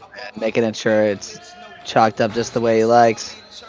Nothing's worse than the feeling of slippery bars, I'll tell you right now, so I do not blame him. Never a good feeling on a bail when you feel like your hand's coming off the bar.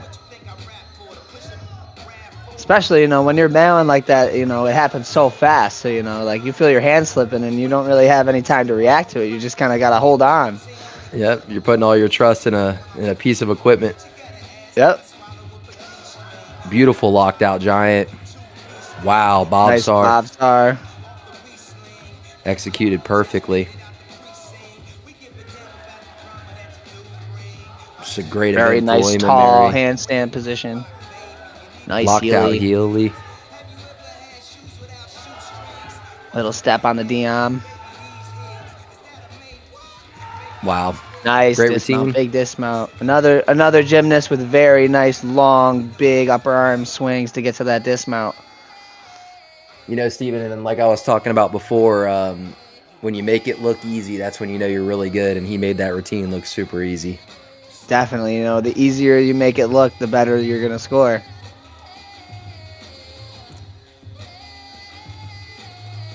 It's one of those weird things look easy. Yeah, it's one of those weird phenomenons. The easier you make it look, the harder it is. Although it doesn't look that way. Yes, definitely. Crazy how that works, right? Yeah, it's so weird. I guess it's sort of like any other sport, though. You watch football and you see a beautiful pass down the sideline and a catch in stride going for a touchdown. You're like, wow, that looked easy. But there was a lot of moving parts to make we that both happen. know that was not easy. Yep.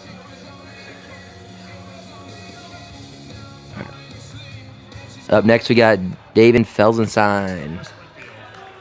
Blaise Rousseau 12.95. Nice score. It's like his P-bar high this season is a 12.6. See if he can capitalize. Nice peach to start out.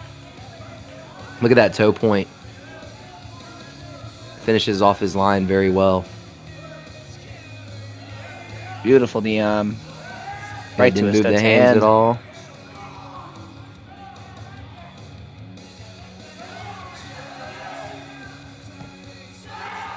Wow. Nice double back dismount. Nice stick. Good landing position. Chest up, arms in front. That's what the judges are looking for. Yeah, and a lot of times you'll see guys go for that extra difficulty on the double pike, and it's much harder to stick, not performed as well. It's only worth 2/10 more than the double back, so if you take one step on it, and you're already losing out, where if you do a double back and get that stick, you're going to score better on it. Plus, you get your stick bonus. Yeah, with the double pike, your legs are locked out during the flip. It's a little bit tougher to try to prepare for the landing and bend your legs when your legs are trying to be locked out during the flip rather than in the tuck, but that was a very nice dismount, executed beautifully. And for some reason, too, I don't know what it is about that pike position. It's so much easier to flex your feet on. I don't know why. I think maybe just you're preparing for landing a little early, but it's much harder to point those toes, too, on a pike dismount. Yeah, it's a tight compressed position. Tough to squeeze everything on. Little travel on the peach there. Good fight to the handstand.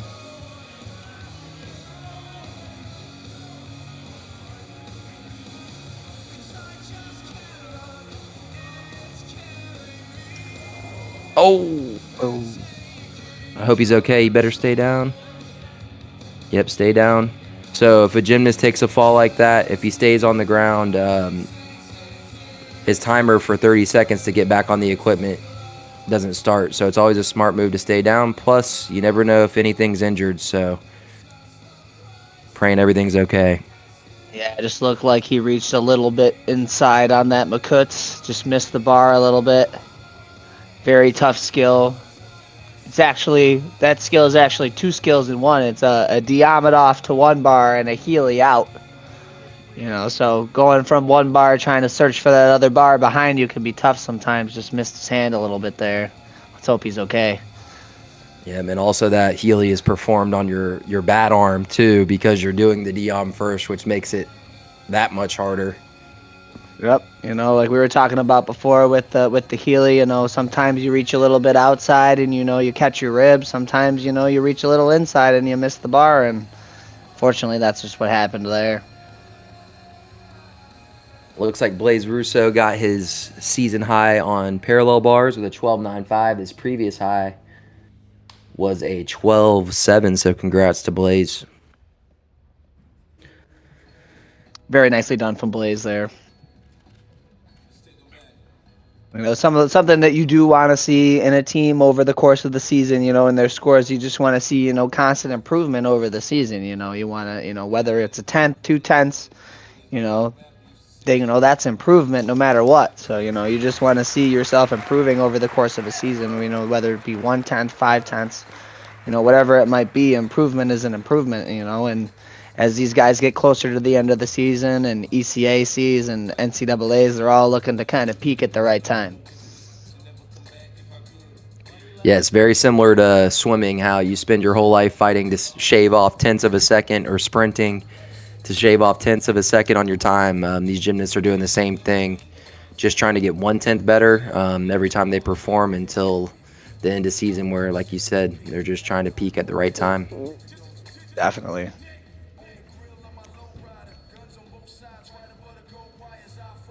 But these early meets in the season are important. Like these guys are, you got new guys on the squad. You want to see what they're capable of.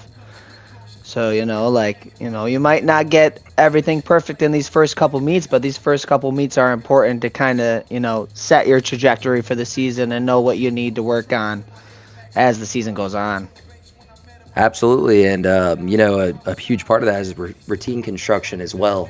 Sometimes you just flip a few skills around in your routine and do them in a different order, and you perform it a little better and score a little better. This time of year, these guys are really playing around with their routines and trying to figure out the best way to get the highest score possible. Definitely, it's just working out the details, knowing what works for you, knowing what order of skills works for you better than some other skills, So, it's a process, just like any other sport. You want to improve over the course of a season, and that's what all these guys are striving to do right now.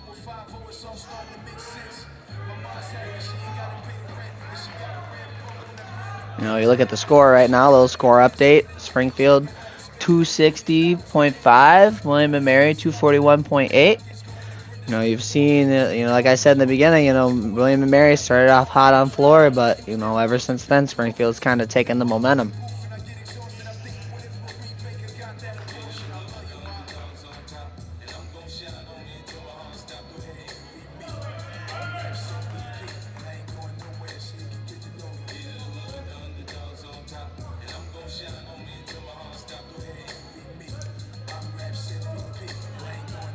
I'm intrigued to see what's happening here with William & Mary. It looks like we got another guy going in lineup. Yeah, looking like the last guy gonna get up and finish that routine, unfortunately. Hoping he's okay. Yeah, it's always a scary sport, Everything looks so intricate and fun, and then, like we talked about before, anything can happen at any given moment. So now you got to have another guy come in and step up to the plate and see if he can do the job for William & Mary here. Yeah, big moment here. You watch one of your teammates go down, you want to step up for him in that moment right after.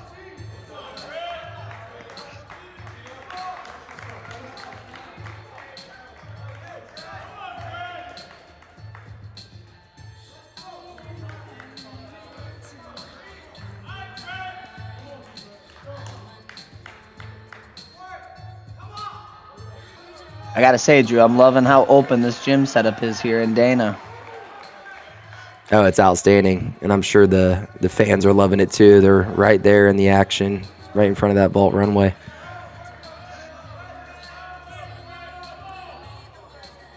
Oh, okay, here we go. This is Trenton Peasant. Looks like he is going up 5th for William & Mary now. Stepping in here.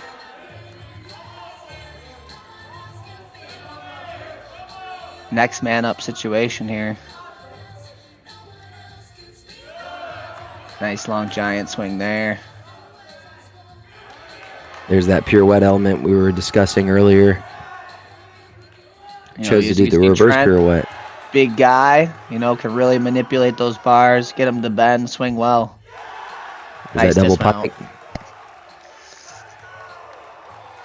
William & Mary's happy to see that. Little Heisman pose at the end there. Love to see that. Love the energy. Definitely a good way to step up after your teammate falls down.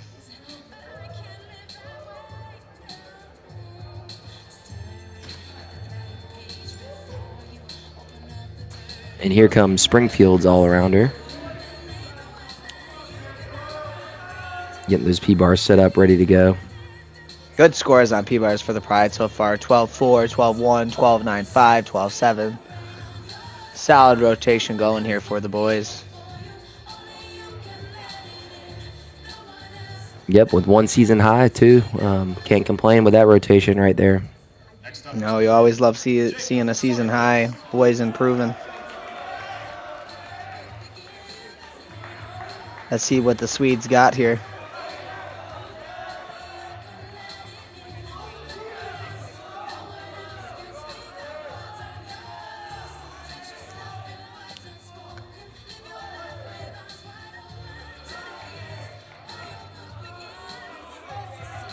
Common mount there, the peach to L right at the beginning.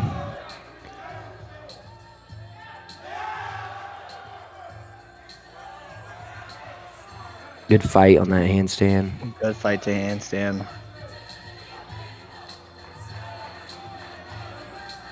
There's the pirouette element he has to do after he swung to handstand. He can't just drop down and do another skill. Oh. A little over-rotated. It's all right, pick your head up. Keep his feet. Just couldn't keep his feet.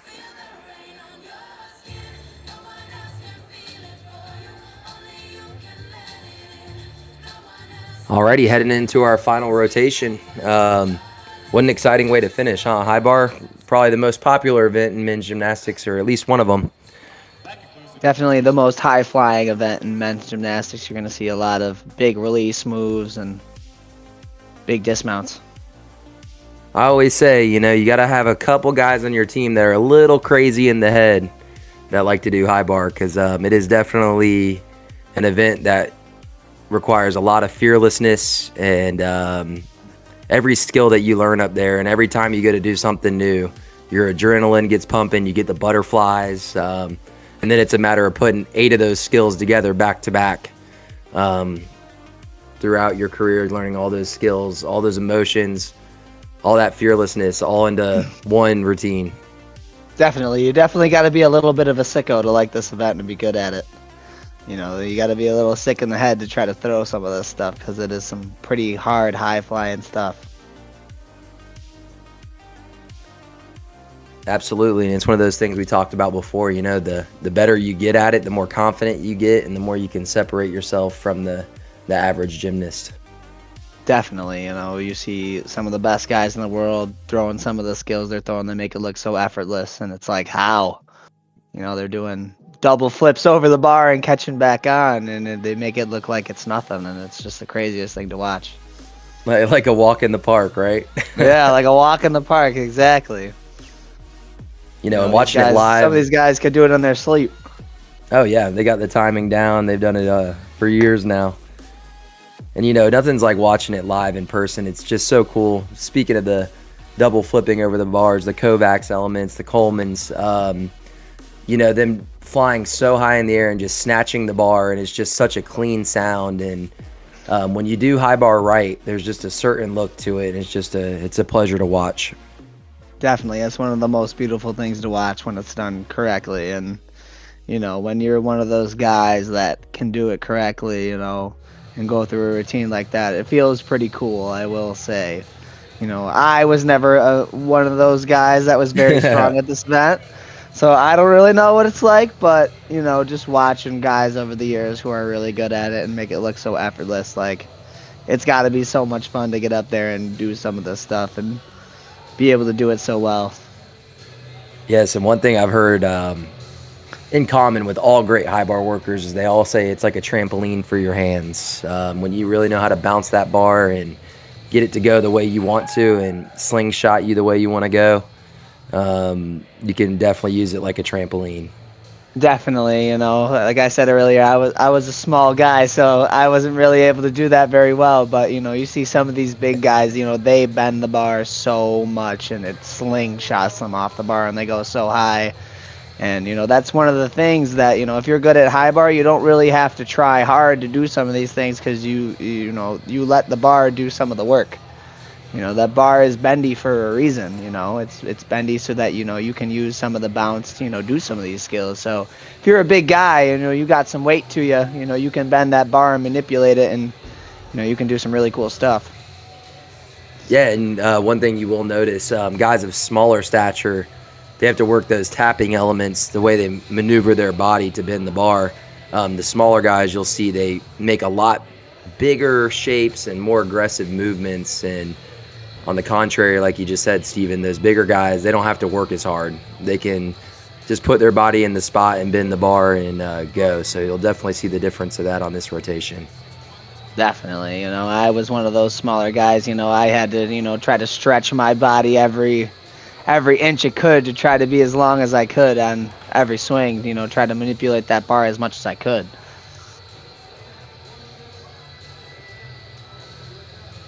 Absolutely. So Springfield heading into the last event, looks like they have around an 8-point lead. So all they're looking to do is maybe not even throw their biggest skills, just get up there, stay on the high bar, get their requirements, and stick a few dismounts. And I'm sure they'll be happy with that.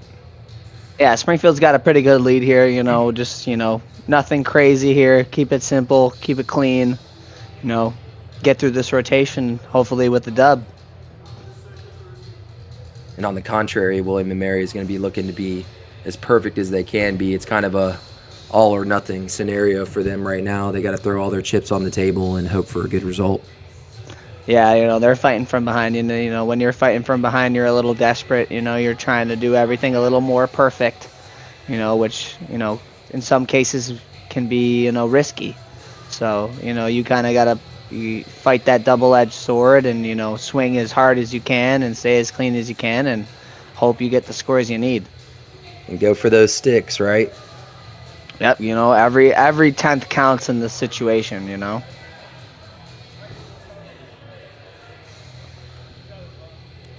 Just watching the warm-up now, it's interesting to see, how each guy, prepares for the routine differently. Some guys take more turns, sometimes take less turns. I was definitely a guy who, went up there and didn't like to over-prepare. I didn't want to be tired. I got through what I wanted to get through, and I sit around and wait for my routine. Some of these guys, they take extra turns or less turns, depending on what they need. Absolutely, and I always refer to it as a warm-up. It's a warm-up for a reason. You don't have to hit every skill in your routine. Your goal is to literally warm up, feel the bounce of the bar, feel what you're doing, and you should be good to go. Yep, and that's what you see from a lot of these guys. They're not trying to do everything perfectly right now. They're just trying to get a feel for the bar, get a feel for the bounce of the bar, and then they'll be ready to go when it's their time. Yes, and a lot of viewers who have never done gymnastics before, men's gymnastics, they don't understand the bounce of the bar. So those cables on the side, you can tighten or loosen the tension, which changes the way the bar bounces. And if you have a really tight bar at your gym and then you go to a competition, the bar is a little bit more loose, all the timing that you've learned over your career is totally different. So you kind of have to readjust on the fly. Nowadays, you'll see a lot of coaches adjust that tension and get it right for these guys because they're doing such big elements. But in the junior level, it's really hard to be able to do that in between each guy going.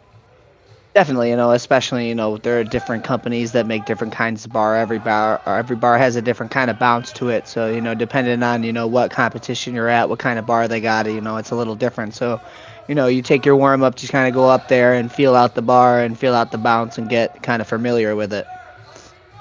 Which makes you have to be that much more of a sicko, because it's totally different than what you train, and then Yes, you got to go there and perform definitely. it. Here we go. Big release move here. Good start. Nice laid out to Kachev. It's going to be close. He piked his hips. They may give him a pike credit, but still very clean. Onto the straddle. Straddle one there. So a gymnast is allowed to repeat the same skill as long as it is in a different position.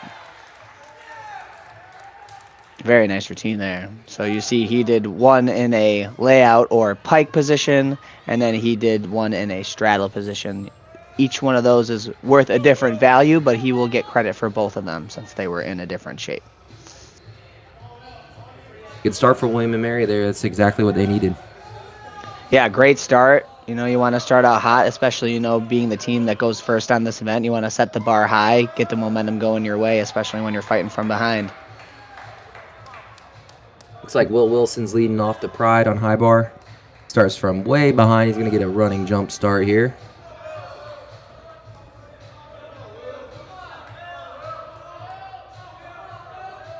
You can see he's chomping at that the bit. mixed grip. He's ready to bounce that bar, you can tell. Nice Zuli min there. One arm giant with a twist.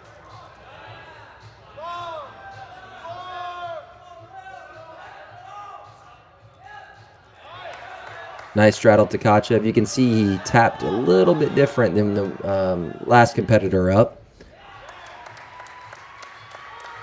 Nice double dismount. Clean routine. And Springfield did exactly what they were looking to do. Yep, get up there, stay clean, no big mistakes, get off the bar.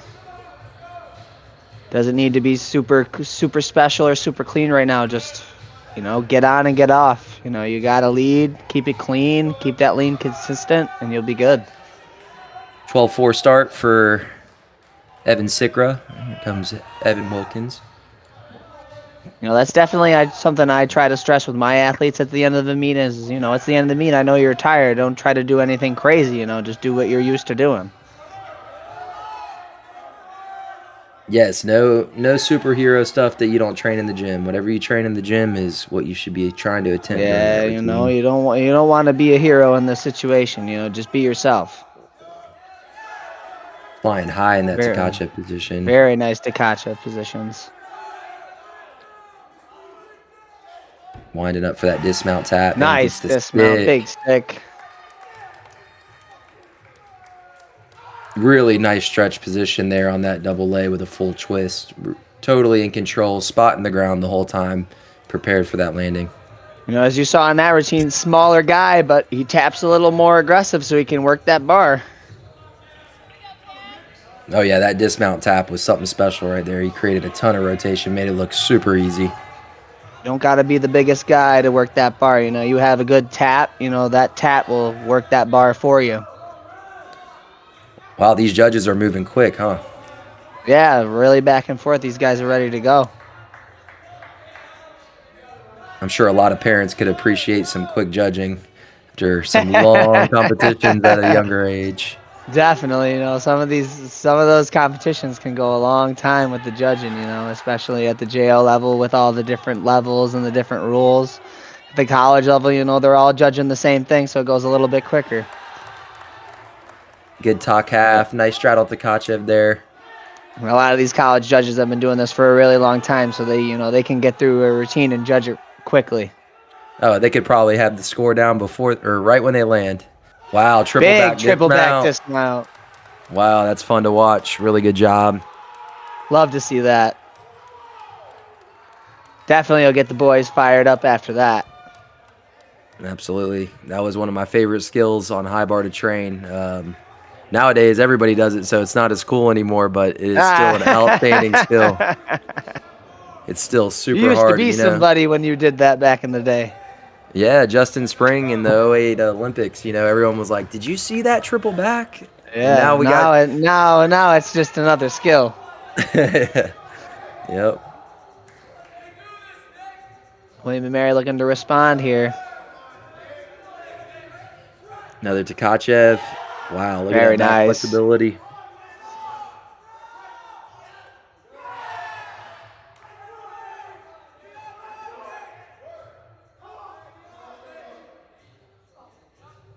Little stoop in entry, nice jam to handstand. Very nice jam handstand there. You see him, that shoulder flexibility really being shown off there. You know, you don't see too many endos in the eagle grip position anymore. That was very, very nice to see. No, definitely a unique skill there. Good stretch dismount. Almost got the stick. Yeah, he almost had that stick, just let the chest go a little too low. Weight got a little bit too much in front of the feet, so you had to take the hop there. All right, if Springfield hold on for 2 more guys here. Yeah, you know, you see the score. You know, it's a little closer than when this event started. You never know. You never know. William and Mary just kind of staying in it, inching closer and closer. Skylar Cooks up on high bar now for Springfield. Mixed grip mount. Looking to do a solid routine for his teammates here. Good Tkachev.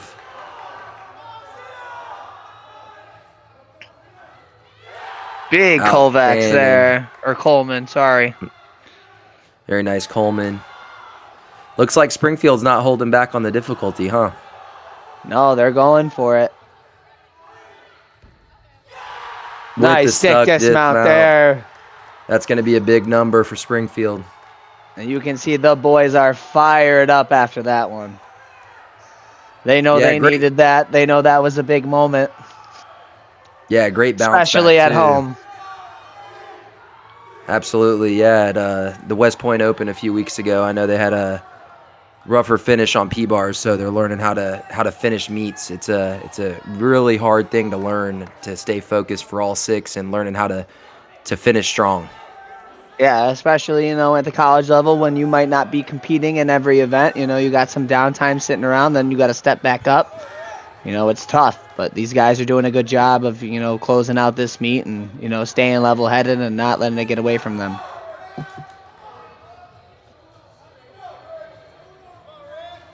Go William and Mary's final competitor. William and Mary is in the lead as of right now, so it's getting close. Big Coleman there. Good fight to keep that going.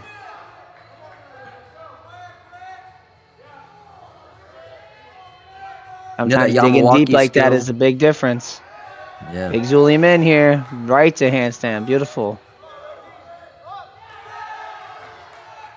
Just got to finish it up here. Bring it home. Nice stall there. One arm.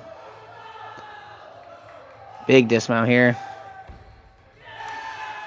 Nice landing. Great routine. Very big routine for William and Mary there. You know, you don't see that Yamawaki mount too much anymore as they downgraded it to a C, and then on top of that to do a nice clean giant out of it too. That difficulty level is very hard, so nice job beginning the routine. Yeah, Yamawaki is something that I did. Definitely a fun skill once you get good at it to toss yourself that high above the bar. But, you know, that giant out is something that's really tough as you're coming down like that to tap back up. So very beautifully done. Wow, Skylar Cook with a 13.2 on high bar. What a big number. Outstanding Huge routine. score in that moment. And the all-arounder here to finish it off. Yeah, Jacob's just got to do a set here, it looks like. No pressure here, just get through a set. And Skylar Cook just absolutely got his season high by a good bit there. Previously 12.4, so 0.8 higher. Almost a point higher, blowing it out of the water. Good for him. Very nice straddle to Tkachev. Clean It's all they're out. Winding up for that big dismount. Big Wow. stick. An Get the exclamation boys going. point. And An the boys are exclamation point. fired up. Oh, Love that to was see that. fun. That was fun. That's what that's what the sport is all about, at this level is, just cheering on your teammates, having that energy with your team. You love to see that. What a great finish for Springfield there and William and Mary. They gave them their best shot, but looks like Springfield was able to hold on for the victory. Yeah, We're still William waiting and on the Mary final score, but definitely fought through that rotation to try to make it as close as possible. So good on them. and they finished with a 3:03. It looks like we might have a couple season highs here. Definitely Let's take a look. looking like it.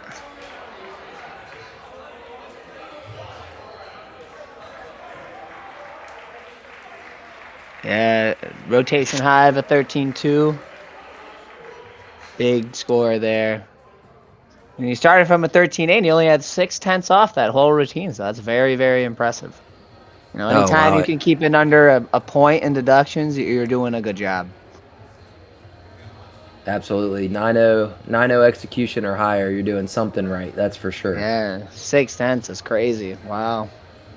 Yeah, so it looks like Springfield's team high this year, like we mentioned earlier in the broadcast, was a 306.1. I think they're going to take care of that handily.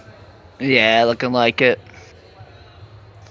Good on them. They had a good meet today, good showing in front of a home crowd. They brought the energy. You always want to bring the energy when you're in front of your home fans. You got your student section or whatever there cheering you on. So, definitely a good showing by the Pride today. And a good fight from William and Mary as well. They were behind all day, and they only finished 7 points behind Springfield. And I'm pretty sure throughout the day Springfield leads was bigger than that, so they did a good job of trying to fight back and finish the meet. And unfortunately, they had to count that P-bar score for the guy that fell. Yeah. So that score could have been a little bit tighter going down the stretch, but So just excellent performance. Going through our event scores here. Nico Greenlee with a high of a 13.6 on floor. Evan Reichert, 13.5. Michael Werner from William & Mary, 13.3. Some pretty high floor scores there. Yep, two guys take the top three in that lineup from William and Mary. Big Peyton squad Kramer on the horse. 14.45. That's a massive number. Honestly, 2 14s on Pommel horse in your lineup is hard to beat. Yeah, that's gonna help your team score a whole lot. When your top guy is outscoring the other guy by almost 5 points. It's gonna be a big difference there. Oh yeah, it's huge. So William and Mary got 2 on floor. Springfield got 2 on Pommel. Looks like Still Rings Blaise with a 13.85. I mean, taking the cake, beating second place by a whole point. Yeah, that's definitely gonna help your team score, separating yourself like that from the rest of the pack. Man, 13.85 on rings. It's a big number.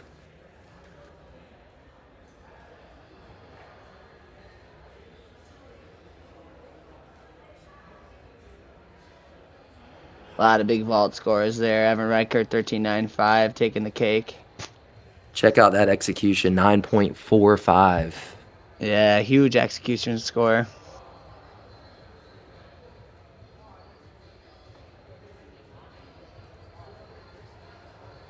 Moving over to P-Bars, Blaise Rousseau, 12.9, or Blaise Rousseau, sorry, 12.95, big score. Nicholas Sarikov trying to respond, just a 10th lower. Yeah, and it looks like William and Mary took second and third on high bar. 12.85 and a 12.8, but Skylar Cook rounded it out with that big 13.2, 9.3 execution. Yeah, anytime you're scoring above a 13 on high bar, you're going to help your squad no matter what. Waiting for that all-around results to show up here. But all around, great meet from both squads. You saw a lot of very high flying skills, a lot of great execution. And there's our final. Both teams with a season high today. Congratulations to both squads. Yes, very good showing from both squads to end with a season high. You want to keep improving as the season goes on, and both of those squads did that today. So good on both squads. Springfield keeping every rotation above a 50. That's always a good sign there. Yes, anytime you're above a 50 on an event, you did something right, and they did that all day today. And I think that's a big reason why they came out with the dub. How about that? Pommel Horse was their highest scorer of the day. You rarely see that on the squad. Yeah, that's the hardest event in gymnastics. So, when you have, a really high score on that event, you're doing something right. Your squad's probably, scoring pretty well.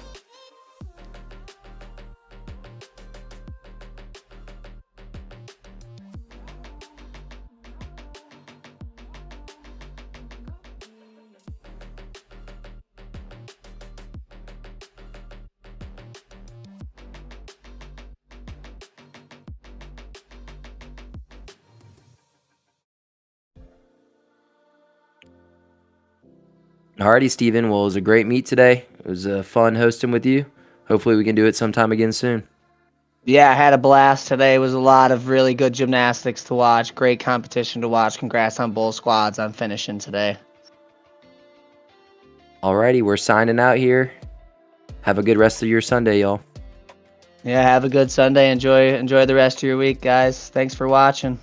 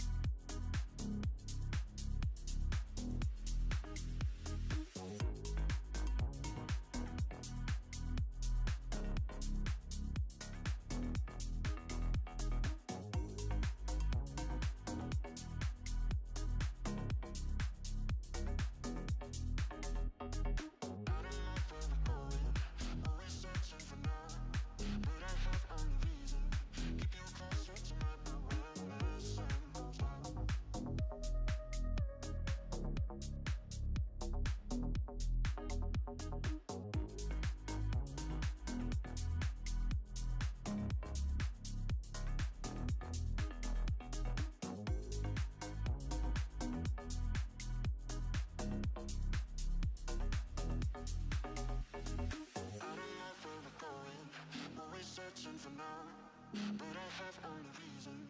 Keep you closer to my horizon.